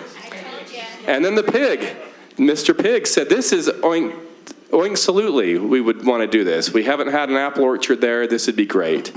The cow, and us Winders love cows, this cow said a moveless plan. And so it came down to the horse. But we all know what the horse says, nay. So the apple orchard didn't happen. And there's actually quite a bit of consternation among the barnyard families, caused a little grief there, and a little bit of stink in the barn, as they say. And the vacant piece of land stayed vacant, and no apple orchard grew as year after year. Well, so Johnny Appleseed left the barnyard family and went down the road to the bird family that also had a scrawny, skinny little piece of land that wasn't productive, and they dreamt of an apple orchard on their land. And the years came and the years went, and alas, no apple orchard ever came. But Johnny Appleseed came, and he offered them the same plan that he had offered the barnyard family. And once they heard that, it began to make some sense. Big Bird said, "Hey, it's as simple as ABC." That's what Big Bird would say. Foghorn Leghorn said, this I say is a mighty fine idea." He liked it too. Sam the American Eagle said, "Such a program will strengthen a republic." And so it all came down to the owl. What would the owl say? Well, he's a wise old owl, and he said this: "'Tis better to have something than nothing, especially when you are guaranteed to have it all in the end." Was this little thing in there all along? How do I move it? How do I move that, Ben? Ben, come on, we're going to have to start all over now. No, we're not. Okay, so 'tis better to have something than nothing, especially when you're guaranteed to have it all in the end. A wise old owl. So they got their apple orchard. They shared it a little bit to make it happen, but it happened, and they lived happily ever after. We are a family of taxing entities, and we also have an unproductive plot of land. This is east of I-215, largely west of Wasatch Boulevard. They're along 39th South. So if you can picture across from the Olympus Hills Shopping Center between Wasatch and the freeway. You as a district receive a whopping $7,000-ish per year in property tax from this parcel. Not very much for a big parcel of that size, and one that could be a lot more productive. But a Porsche dealership will move from Salt Lake City to Granite School District and expand if we can remove the development impediment of a parking structure. A mixed-use village will also be built if, and only if, Porsche comes. So this new development increases the property value significantly, but it does require the Granite School District to share 75% of the new property tax back with Porsche for 15 years to help cover the cost of the parking structure. But this means the apples grow from 7,000 odd per year to over 62,000 per year for 15 years. So right out of the get-go, it's an 8-fold increase. This is an all-upside sort of situation. And at the end of the 15 years, Granite School District will get the full 250,000 plus forever after, and of course that'll even grow from there, which is a 31 times return on investment. So a pretty good one. In considering these things, your good real estate committee, led by your business administrator, Todd Hauber, have us look at 8 criteria, and I think these are very good. And I'm pleased to report that from our viewpoint, they satisfy all 8 of these. The first one is this project area would not develop in a reasonable time without the tax increment financing. We know that to be true. This has been there since the 60s. All around it you have prosperous development, the Olympus Hills Shopping Center, beautiful homes, businesses, but this little sliver has been vacant year after year. And no realistic development has ever been brought forward to the city or even the county back in our pre-incorporation days. But an LLC, EPG T3, has purchased multiple sites in the Wasatch Front, including this one, and so they have some options to locate a new Porsche dealership. But because of the narrowness of this site and some other impediments, a 2-level $6 to $7 million parking structure is required to make the dealership work here. And we know all about how expensive parking structures are, right, Mayor? Because we're building one right next to City Hall. The cost per stall is an eye-watering $25,000 per stall on these things in this construction environment. So the tax increment financing would remove this impediment and allow the free market to move forward without enriching the developer. So criteria 2 is a development impediment has been determined. You have not only freeway and highway noise, this is a narrow parcel. UDOT recently took more with their recent 215 project right away. Excessive dust, litter, debris. Salt Lake Metro Water has a culvert that slashes through it, which also is an impediment for that. Is a former UDOT batch plant. In fact, UDOT regrets ever losing it and would love to get it back, which we would hate because that takes it off the tax rolls, but they're always looking for big little odd pieces of land by the freeway where they can put their piles of salt and whatnot. It is a protected view shed. You can't exactly build a 20-story condo building there. And the access is very difficult due to the distance from intersections there on Wasatch Boulevard and the adjacent streets. So it's kind of a tricky little piece that has sat there year after year. But you don't have to take my word for it or even your real estate committees. You can take a third-party conclusion. This is LRB, Lewis, young retired, so it's Lewis Robertson Birmingham now. And they have said, but since the Olympus Hills Shopping Center was built there in '63 and then the freeway in '69, you now have this weird no man's land, and the difficult properties have remained undeveloped ever since and are likely to continue underutilized and undeveloped, but for the assistance of tax increment financing. So if past performance is the best indication of future, one look in the rearview mirror shows that this hasn't been very productive, and these consultants agree. Criteria number 3 is to make sure that this retail development is legal, right? The legislature every year, bless their hearts, as a recovering politician, every year the legislature tinkers with this section of code and tweaks the rules. They even changed the names. It was RDA and then CDA and then UDA and now CRAs. Well, just last year they added section 1141 verse 103 that basically said you can't use this sort of tax increment financing for retail uses except for some exceptions, right? They wanted to get away from the scenario like up in Brigham City where Walmart was going to come and the neighboring city of Perry offered them more, so they scooted back 100 yards to be in Perry instead of Brigham City so Perry would get the sales tax. They wanted to get rid of that zoning for dollars on big boxes. So they passed this law just last session, but they did include some exceptions that are there at least for now. We don't know if they'll be there forever. But at least now as we're looking at this. One is if there's a gross sales floor of no more than 20,000 square feet. We're grateful that this showroom is only a sales floor of 12,000 odd. And then also, It exempted using retail facility incentive payments, the list of prohibitions if a structured parking facility is there. So we have a belt and suspenders, as our city attorney says, and we're in good solid ground. And this has been verified by our city attorney and also legal counsel for the other tax entities who have approved this, as well as outside counsel that many of them use, such as Curtin and McConkey. It's a beautiful building, by the way. You can see there are only 2 stories, which is nice. So again, the key here is for the TIF, or tax increment financing, to only go towards the parking structure. We are not subsidizing Porsche's business per se. We are not subsidizing the Village Center development to the north at all. This is just to help remove that impediment of the parking structure that's required because of the narrow neck of land. All right, number 4, does this create a net increase in jobs? Hands down it does. How many jobs are on that dirt field today? 0.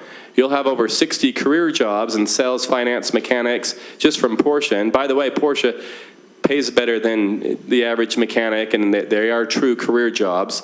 And then with the Village Center commercial piece, which will be a little mixed-use piece, you could probably get a few dozen more jobs. So we're talking about 100+ new jobs within the entity or Granite School District boundaries. Number 5, is the project reasonable? Can it be accomplished within the parameters? You bet. Strong Porsche downtown has already been purchased by this group, EPG T3. This property, among others, has been purchased, so they have some options. But this project's already been unanimously approved by the Mill Creek Planning Commission in September and the City Council in October. In fact, we had more public hearings on this. Didn't we say 9 total meetings, Mayor? It had a lot of input and resulted in those public bodies unanimously approving it. And EPG T3 is already under contract with Cowway Partners for the mixed-use village portion. Again, they will only come if Porsche comes. And so we're excited about this. So coming soon with an asterisk, right? With some help with that parking structure, this is lined up to come. Number 6, are there other benefits to the students in the Granite District community? There absolutely are. This will have 30 repair bays, and they're very open to partnerships with local high schools in the GTI for job shadowing or apprenticeships or other things. They have a beautiful second floor meeting space that would be above the sales floor, and that would be open for DECA, FBLA, other clubs. There's a similar structure that was just built down in Palm Springs, and their community has told us they love using it all the time for a meeting space in that area. This benefits the Granite community by not blocking views or creating traffic problems. We all know that our friends there in the Cove care loudly, and if you were to throw up a 20-story office building there, that probably wouldn't go very well for your constituents or ours. And so we're excited about the 2-story building here that doesn't block views.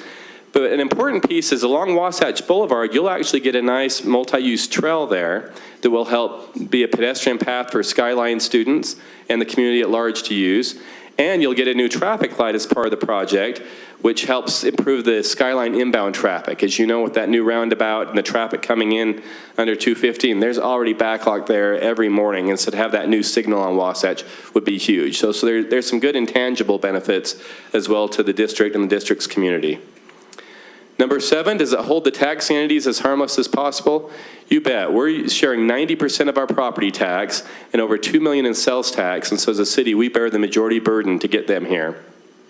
Granite, as you've seen in the perform in your packet, you would see a pass-through of $62,000 to you every 15 years, which is better than the $7,000 you get now, and then $250,000 every year thereafter. And I realize that Mill Creek does get some sales tax there, but we're sharing a quarter of that back. But also realize, unlike any of the other taxing entities, Mill Creek has a municipal burden whenever we do something like this. There's additional police calls. There is additional road and trail maintenance. There is some municipal burden that we bear. And so we're willing to do that and be part of that to help bring this beautiful facility to this beautiful apple orchard, if you will, to that vacant piece of land. And the final criteria 8 is the tax increment for the district as short as possible and not create a long-term financial burden on the district. Many RDAs, as some of you will know, Board Member Burgess remembers this from when she first started. Most of them were 30 years back then, some even longer. This one is only 20 years for most of the taxing entities, but 15 years for Granite School District. We've been asked by the district staff to make it just as short as possible. And the beauty is the way that we will craft the agreement interlocal with the city's Community Reinvestment Agency is it will be 75% of the property tax or the 15 years with that dollar amount, whichever comes first. So if it ends up blowing through the expectations, that's great. It doesn't cost Granite School District a penny more than what we're saying in our pro forma. It caps and actually gets you out of that in maybe 10 years or 12 years instead of 15. And so we have protections for you and all the taxing entities in there to that effect. Again, the other taxing entities are at 65%, but they're in it for 20 years. So this is the final slide, and this is the criteria form that your real estate committee gave us, which we thought was very helpful. And as you can see with the project term, we're right there in the mid-zone there. It's a 15-year project. The flow through back to the district is 25%. The contribution of sales tax on behalf of the city is 25%. And the total increment in the scheme of CRAs is actually a relatively small one. This is much smaller than some of the ones that we brought in the past or that other cities around the valley have brought to you. So it is less than 5 million, certainly. And residential, this isn't a big residential play, although there could be a little bit of residential in the village center piece. That's less than 10% of the project costs and 0% being subsidized by the CRA. So with that, that gives it a total point of 12 based on the district's core board, and 12 points says likely to approve. So the wise old owl is there pointing to that score, and we think that's a good report card on this project. Mayor Silvestrini is going to say a few words as wrap up, and then we're open to questions, the three of us. Mayor? Yeah, thanks, Mike. So I think this is actually the first time that I've been in front of you guys, and it's a pleasure to see you all in person. And I want to say, first of all, I appreciate the difficult decision that you made with respect to school closure. I mean, we had that in our community with Mill Creek Elementary last year, or this year, I guess, effectively. And but I just want to say that I appreciate the partnership that we have had, not only hopefully on this, but also you know, in working through the trauma of closing a school in our community and working to try to move the after-school programs that our city has sponsored with Mill Creek Promise and in partnership with the district. I think Ben can talk about how the meetings we've had with Skyline High School parents about the rebuild of Skyline, where we tried to run some interference occasionally and make sure that that went well, because I really appreciate, our city really appreciates the investment that the district is making in rebuilding that high school. So we have a great relationship, and I'm pleased to be here. This particular project is a great project for this particular piece of property. It has sat vacant for decades, and we have had some developers propose things to us, but nothing ever penciled. Nothing, they could never make anything work. And this property does have impediments which justify some help in this setting. So that's why I hope you'll consider it. The other thing is I do want to explain to you, because I've talked to other you know, taxing entities about this project. You know, this was kind of a controversial issue in Mill Creek. And there were a lot of people who were against the idea of a car dealership in this particular neighborhood. However, when we went through the whole process on this, and as Mike mentioned, we had a lot of public process, 9 public meetings on this. At the end of the day, the East Mill Creek Community Council, which is where this property is actually located, voted unanimously in support of the project. The Mount Olympus Community Council voted against it, really kind of on the basis that they wanted to see more planning for a neighborhood center on the northern part, but not really so much about the Porsche dealership. And our planning commission voted unanimously in favor of it. So did our city council. And the reason that we did that is this development offers for this community to put this property into productive use. And to prevent it from ever going back to UDOT, as Mike mentioned. They've talked about putting a maintenance garage on that property, and that would be an awful thing for that neighborhood, I think, and also take it off the tax rolls. But this particular project actually is low in height, so it preserves the view shed for the neighborhood, particularly the neighborhood right above that on Apollo Drive, if you're familiar with that, just south of Olympus Hill Shopping Center. The lighting for this dealership will be directed downward and it will be dimmed at night. And part of the reason that they'll be able to do that, because they can park their new inventory in this underground parking structure. That's one of the reasons that they want to build it. But it also keeps the view shed, the parking structures in the southern end of the property where the view would be most disrupted by a tall building, so it protects that. And then the other thing that this neighborhood was concerned about is the amount of traffic. And because this is like a high-end dealership, it doesn't generate the same amount of automobile traffic coming to and from as other kinds of developments. So we think, and that's why this was decided unanimously by all these bodies, that this is a great project for this piece of land. It will put it into productive use. It will make money for all of us, and it's really the right thing to do. So I urge you to support this if you can. Thanks. Thank you. Board questions? I have just a couple. Has the Strong dealership already sold the dealership to the John Elway Group? Has that transaction already occurred, or is that pending? That was sold approximately 2.5 years ago, correct? Okay. And is the dealership that's currently sits in and resides in Salt Lake City, will that move entirely, or what's, do you know, I know that's not really your purview necessarily, but what will happen to where the dealership currently sits in Salt Lake? There are options to technically redevelop that site in a simpler fashion. That is kind of the baseline option. If somehow there weren't able to be a meeting of the minds at this location or other locations, there is an option to do a very, very slimmed down redevelopment, not quite to what Porsche standards are, but there is the hypothetical option to still keep the location there. My question is slightly different. Assuming that the development is approved, what happens to the property in Salt Lake? Do you know? To be determined at this point. Not know. Don't know. Haven't gotten to that point yet. Very turbulent times. But the agreements with Porsche and the franchise is they couldn't have two. So it would be, correct. If this goes through, the Porsche dealership would move to Mill Creek and the Salt Lake site would be sold or redeveloped for something else. Thank you. Just so I'm clear, so the board knows where I stand, I plan to vote yes on this because this is, in my opinion, a fairly easy decision. This provides additional sales tax base for our school district in a world where we're constantly looking for additional sources of funding. This is one. So I think it makes sense for us as a board. Thanks, Clark. Any other comment? Can you tell me a little bit about the company that, I mean, what other kinds of investments does this company have? How big is this company that, it's John Elway Porsche? The investment company with all the letters, EP, yes. Yeah, the Elway Automotive Group is only a partial owner of this. The LLC that would own the real property is EPGT3 LLC, and it also includes Schomp Automotive, as well as the principals behind the Elway Automotive Group. Mm-hmm.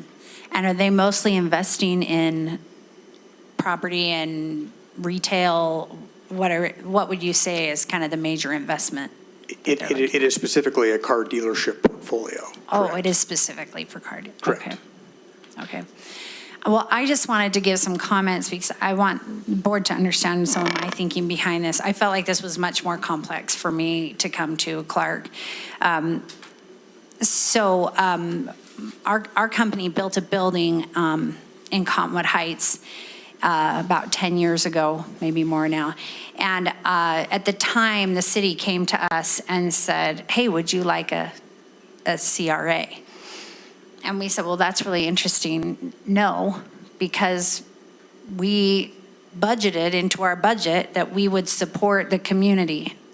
So no, thank you. We will pay our taxes. And then there were some people just next door to us building a building that was of basically equal size and equal cost. They took the CRA. And over time, these two buildings have been equally profitable, but one of them has paid $22 million into support communities and the other hasn't. And we have seen that money has not, that profit has gone to the owners of the building, essentially. And so to me, that is a very tricky thing, that while I see that I agree with you, Clark, we get an increase. I'm also saying to myself, yes, but I hate to support this notion of giving this money to a group that already has money when I got Mill Creek Egg Works paying their full taxes and supporting our schools and our city and everything on a full basis. And they are a struggling local, the guy who owns that lives in Mill Creek, and he's struggling, and he is doing a spectacular job. And so this ideology is very hard for me to grapple with. So as much as I see that it's an increase for us, I also am frustrated because I see it could be a bigger increase if we could all get on board, right? However, I understand that, ethics are not the regulators of the free economy, and that there are rules that we are playing by, and that if we choose to not play by those rules, we are going to lose. And I see that is the case for Granite and for Mill Creek City at this point. So after doing a very lengthy cost-benefit analysis and spending time on the phone with Mike, thank you for that time, and Todd, thank you for that time, and several other business leaders in the Mill Creek community, I really do think that the benefits outweigh the costs on this. And so I will also be voting to support it. And I want to say also that I am so thrilled that you guys have been working to make that plot of land something great for our community, because it's been an eyesore my entire lifetime. And we have this beautiful city, and we're right up next to the mountain right there, and there's this just terrible dirt patch. And it just has never made sense. And so I think it's going to be a huge asset. I really do. So I'm excited to support it. I wanted to also just really mention to you guys, Clark and I and Karen get to work with Mill Creek City a lot. And it cannot be understated what great partners they are. And our mayor ran unopposed because everyone was like, why, I can't do better than that guy. And it's true, they couldn't. He is such a great mayor. And your city council is spectacular. You guys just have such a great team. And you're making me blush. We had recently in our city an affordable housing unit where people were told you have a month, you have till January 1st to move out because this is no longer going to be affordable housing. And Mill Creek City, that's affecting about 50 kids in our neighborhoods. And Mill Creek City went door to door and met with every one of those families and is making sure and is connecting them with services. And those are our 50 kids. And we've had so many people concerned about it. And I've had so many people emailing me, how can I help? And I'm basically like, you know what? The city is, between the city and our district resources and some other people, this is really there is nothing else that can be done unless you have a great idea of where these people can live. That's the help we need. And this is just one demonstration of what great partners these guys have been. So I'm super excited to support this. And I don't know if you can help me get over my ideological problems with CRA. I'd appreciate that. Or maybe we can help the legislature to get it right. I think they still have some work to do on that. Thanks. Any other comments, questions? I move we approve the CRA that's been proposed. Okay. Do we have a second? Just before Chris. Yeah. I'm going to recuse myself. I obviously am married to Mike, who just gave this conversation or this presentation. So for the reason that I'm a little bit this issue hits a little too close to my personal life, I'm going to recuse myself on this vote. Thank you. Thanks for recognizing that. Okay. We have a motion and a second. All in favor? Aye. Aye. Any opposed? I wanted to mention one more thing. Just for those listening, one of the things that I think we is already too took late. the No, vote. just kidding. We're right here. Board Vice Chair, can I? Yeah, go ahead. Thank you. I didn't hear a second. Oh, No, one of the things I discovered yesterday, and Mike pointed this out to me on our pro forma, was that I didn't realize that 10% of the revenue of a CRA is dedicated to affordable housing, which is one of just the like small little things that is really a positive that comes out of CRAs, because otherwise cities do not, I mean, nobody just, there's no money out there that's just earmarked for affordable housing, and this money will be. And so is it 600,000 that it would earn over time? And that's a big deal in Mill Creek. $500,000 just from this CRA. Yeah. And since we just had affordable housing close in Mill Creek and we are in dire need of it, that's a really great thing to come out of it. Thanks for the comment, Julie. Okay. Can I do a point? Thank you. Oh, sorry. You can. Sorry, Mayor. To cut you off. Karen? I was just ready to move on to the next agenda item, but we'll thank our Mill Creek people first. Okay. Thank you. Thank you, Thank good you for that partners. presentation. That Thank you. very. And thanks for being wise owls and not old nags or whatever the parable was. Thanks. The old gray mare, I don't know. Okay. Hold on, let me get it. Chris, can I just maybe Can we make a do suggestion here? Quick song? So on this board mission and vision discussion, I personally didn't have time. It was the information was sent a little bit late. So I'm just asking the board for consideration to table this until next month so I actually have time to read what Nicole sent out, because I barely had time to download it, but I haven't even had time from when it was sent to come here. Is there a problem if we table this to next month? Is it timely at all? I don't think we need a motion. I think it's only timely that we're trying to put it in the board handbook and start the new year with our mission vision. But I feel like if the board, I feel like we need to do, yes, we could do it on the next agenda. That's January still, so. Okay, make a so motion. can I make a move to go to the next agenda item and table? mission just to table? Or don't table, sorry. We're just going to make a motion from our WISE BA to just move on to the next agenda item. Okay. Second. And we don't vote on this, or we do vote on this? It's a motion. Okay, so we need to vote on moving the mission and vision to table it to next January agenda. So you can just call for the vote. Okay, so I just need a, all in favor? Aye. Any opposed? Okay. Thanks, Julie. Okay, we will go on to Doug with our first reading of policies.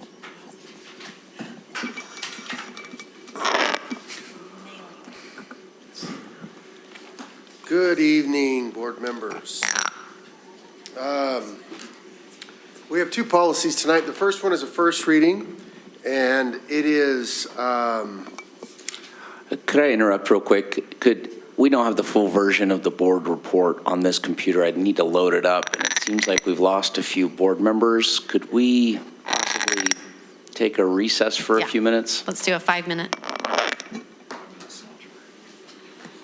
Thanks.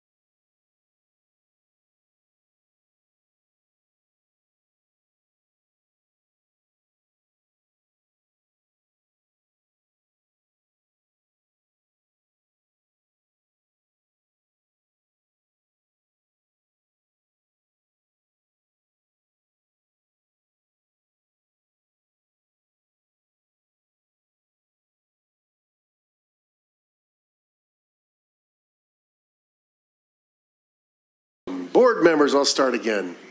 Good evening. How are you?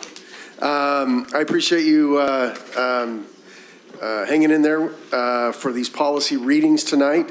We've got 2 policy readings. The first is a new policy.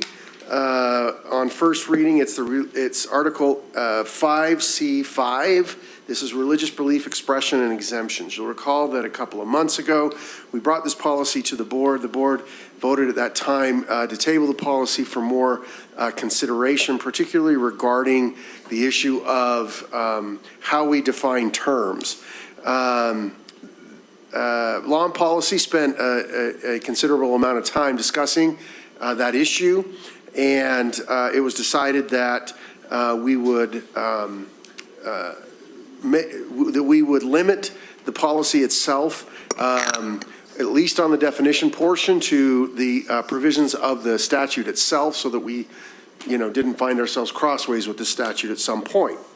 And so the substance of the policy is to add exemptions for students and families to opt out of any aspect of school that run counter to religious beliefs or rights of conscience. In addition, there's a section that's added related to religious clothing that's worn along with uniforms during athletic competitions, as again detailed in state statute.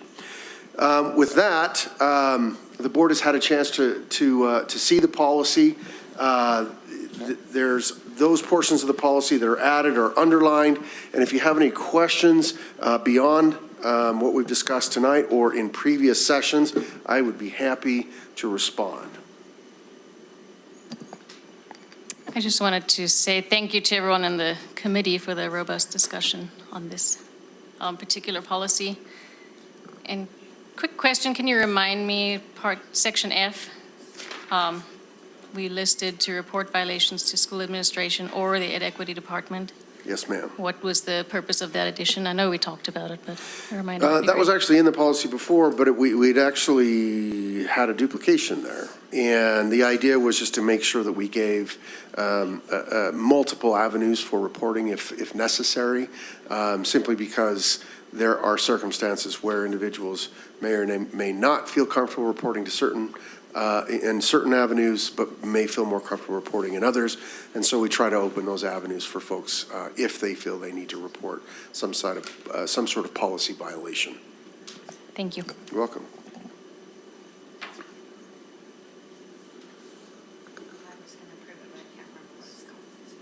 It is Article 5C5, religious belief, expression, and exemptions. I make a motion that we approve Article 5C5, Religious beliefs and expressions. expression, and exemptions. And exemptions. As a first reading. For a first reading. Second. We have a motion and a second for the first reading of Article 5C5, religious belief, expression, and exemptions. All in favor? Aye. Any opposed? Okay. Okay, great, thank you. Second reading, last month we had discussed a new policy again that comes from our last legislative, bill from our last legislative session. That bill required us to develop a policy regarding the agreements that we have with local law enforcement agencies when we are employing school resource officers. And so we have created that policy. There were no changes that were made from the first reading. Law and Policy did review this policy once again, and I present it to you for a second reading, and I'll be happy to answer any questions.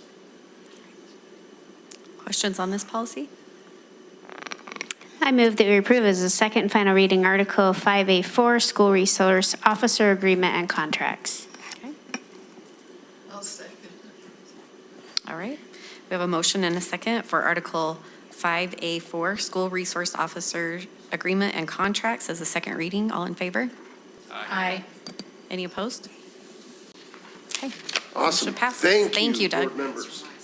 All right. Last on our agenda is our report. It's okay, I'll let you. Board Vice President, Yes. I make a motion that the board reconsider approving the minutes 9A on the consent calendar for the purpose of allowing my comrade next to me to make some amendments to what the things that are said in that. Okay, do we have a second on that? Okay, we have a motion and a second to let Kim. I'm not clear on what the motion actually is. Maybe we can have some discussion, because I'd rather she speak to it than me. There we go. Okay. Yes, thank you. So when I asked Stacy to record my reason for a vote, she cannot record something that I didn't actually say during the public meeting. And after passing on from the next section, I realized there was a piece that I really wanted to be recorded that I didn't say. And so that's the purpose of this, is to just be able to go back and restate my reason for my vote on that portion of the agenda. Is this for the same Taylorsville, on the novel? So it's just an extension of your reasoning for your nay vote? Correct. Is that clear? Am I right? Okay. Correct. So we have a motion and a second. All in favor, board? Aye. Aye. Aye. Kim, go ahead. Thank you. And Stacy, if you can please record, I gave the reason, or when I presented my reason verbally, I said there were things in the books that I felt were inappropriate. I did not specify what those things were. And that's what I would like recorded, is that the books do contain repeated sexual activities, repeated profanity, references to child prostitution and trafficking. And those were the things that I felt were not appropriate for use in the classroom. So, thank you. Okay, thank you, Kim. Thanks for making that motion so we can get that recorded. And from there, we'll move on to reports. We have our superintendent report. Thank you, Madam Vice President. Just a couple things, as was mentioned in this, in the board celebrations, there are a lot of great things that are occurring in our schools, and it's inspirational on a regular basis what those things are, whether it's the performances or even the work that occurs in the classrooms or the support services. And so in the season of gratitude and recognizing the hard work of others, I'm very grateful for our employees and how they go about their work every day. We recently asked, we ask quite regularly, but we formalized an ask. And something I regularly ask is, what does it mean to be an employee of the Granite School District? And I get feedback from different employee groups, specific employees. But recently, again, we administered a district-wide survey that essentially asked that question. And there were different categories into which different responses were housed in. And I just want to highlight a few because we've received these data back, and I think they're very telling. As we are asking the question, it's with the intent through the lens of continuous improvement that we do improve what it means to be an employee in the Granite School District. And so a couple data points that I would like to highlight for the board's consideration and for us as staff as we continue to move forward in improving the Granite School District. One of the questions asked, how often were our employees feeling overwhelmed? And 49% of our employees frequently feel overwhelmed. That is actually an improvement from this time last year, and we'll continue to make and take those strategies so we provide that relief. When asked how often they were exhausted at work, and 71% of our employees felt like they were frequently exhausted at work. And again, that's a high number, but it is an improvement over last year. Now, with those data points, I want to put it into context, though, with a few other data points in the feedback they've given us. Our employees were asked how often do they feel engaged at work, with an increase of 2% over this time last year. 85% of our employees feel truly engaged at work. How often do they feel excited at work? An increase of 3%. 87% of our employees feel excited to be at work. And how or in what ways does your work matter to you? 96% of our employees feel like their work really matters, with 93%, again, an increase over last year, find their work to be specifically meaningful to them and those who they work with, which is phenomenal. Overall, how satisfied are you with your job? Somewhat or satisfied generally. 87% of our employees feel satisfied with their job. Slightly satisfied, 10%, or not satisfied at all, 3%. And so as I think about what it means to be overwhelmed and to be exhausted, at the same time, we need to balance that and say, and work to improve that. And we're seeing considerable excitement and energy and meaning from our employees that find their work rewarding and satisfying. And that's a tremendous indicator. We'll continue, and our commitment is to continue to improve what it means to be an employee of the Granite School District. We'll take these data. We'll identify trends across those data. We appreciate our employees who participated in the survey, which we had a large sample size in doing that. And it will all be in an effort to find the ways that we as a district can improve what it means to not only be an employee of the school district, but in answering that question, will improve the outcomes for those who receive our services in providing educational excellence to our students and how we partner with our parents. And so unless there are questions or comments, Vice President, that concludes my report. Thank you, Dr. Knight. Okay, I'm going to start with Nicole so I don't forget her. Nicole, do you want to do your board report first?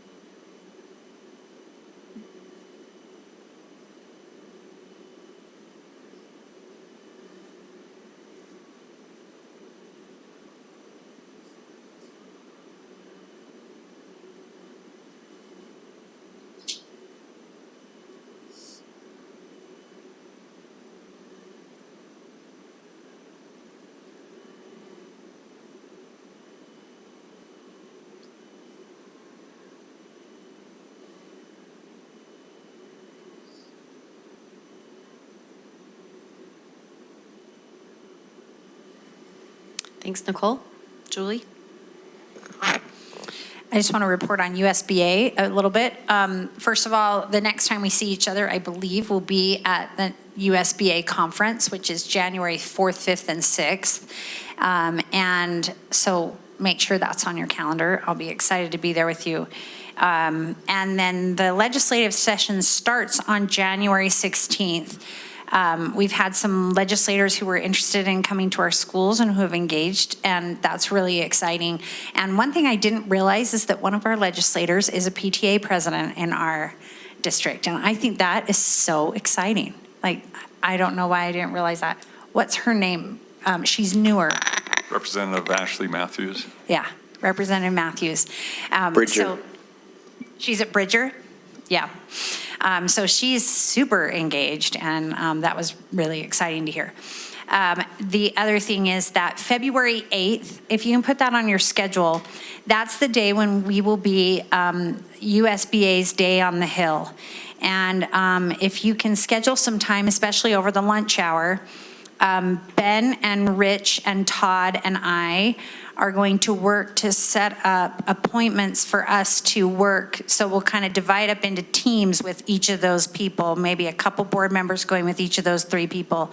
And we'll set up appointments to talk to key legislators about different issues and help you be able to give your voice to those legislators about things that, how things would impact, how their proposals would impact Granite.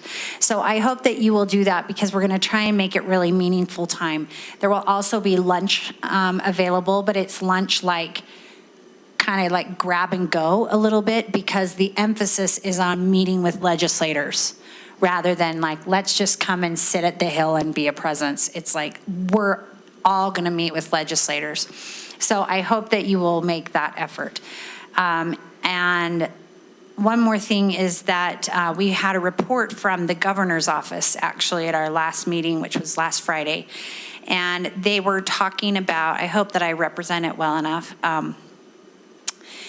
The governor wants to basically create an effort in which we clarify the roles of school board members, state school board members, and legislators, and the State Office of Education.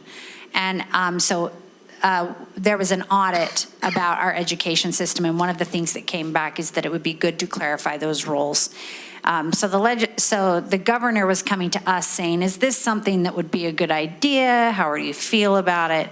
So that, I just wanted to get that report out there, that is a new conversation, and to be thinking about what you think about that. And I think we'll get more information. It was so high level, there was not much information about it. I also wanted to just report that the evaluation committee has been meeting. We are prepared to begin an evaluation of our business administrator in January, and come the first week or so of January, the evaluation committee will send out to you kind of a calendar and process that we're going to follow, but prepare that will happen in January. Okay. Thanks, Julie. Kim? I don't really have anything additional to report. I sit on the District Community Council as well as the Law and Policy. I think we cover each of those things via email and in these votes that we have, so nothing additional from me. Great. Connie, do you have anything? No, Parks and Rec meet tomorrow, so I don't have anything. But I want to wish everyone a Merry Christmas and have a happy holiday and enjoy your families. Thanks, Connie. Okay.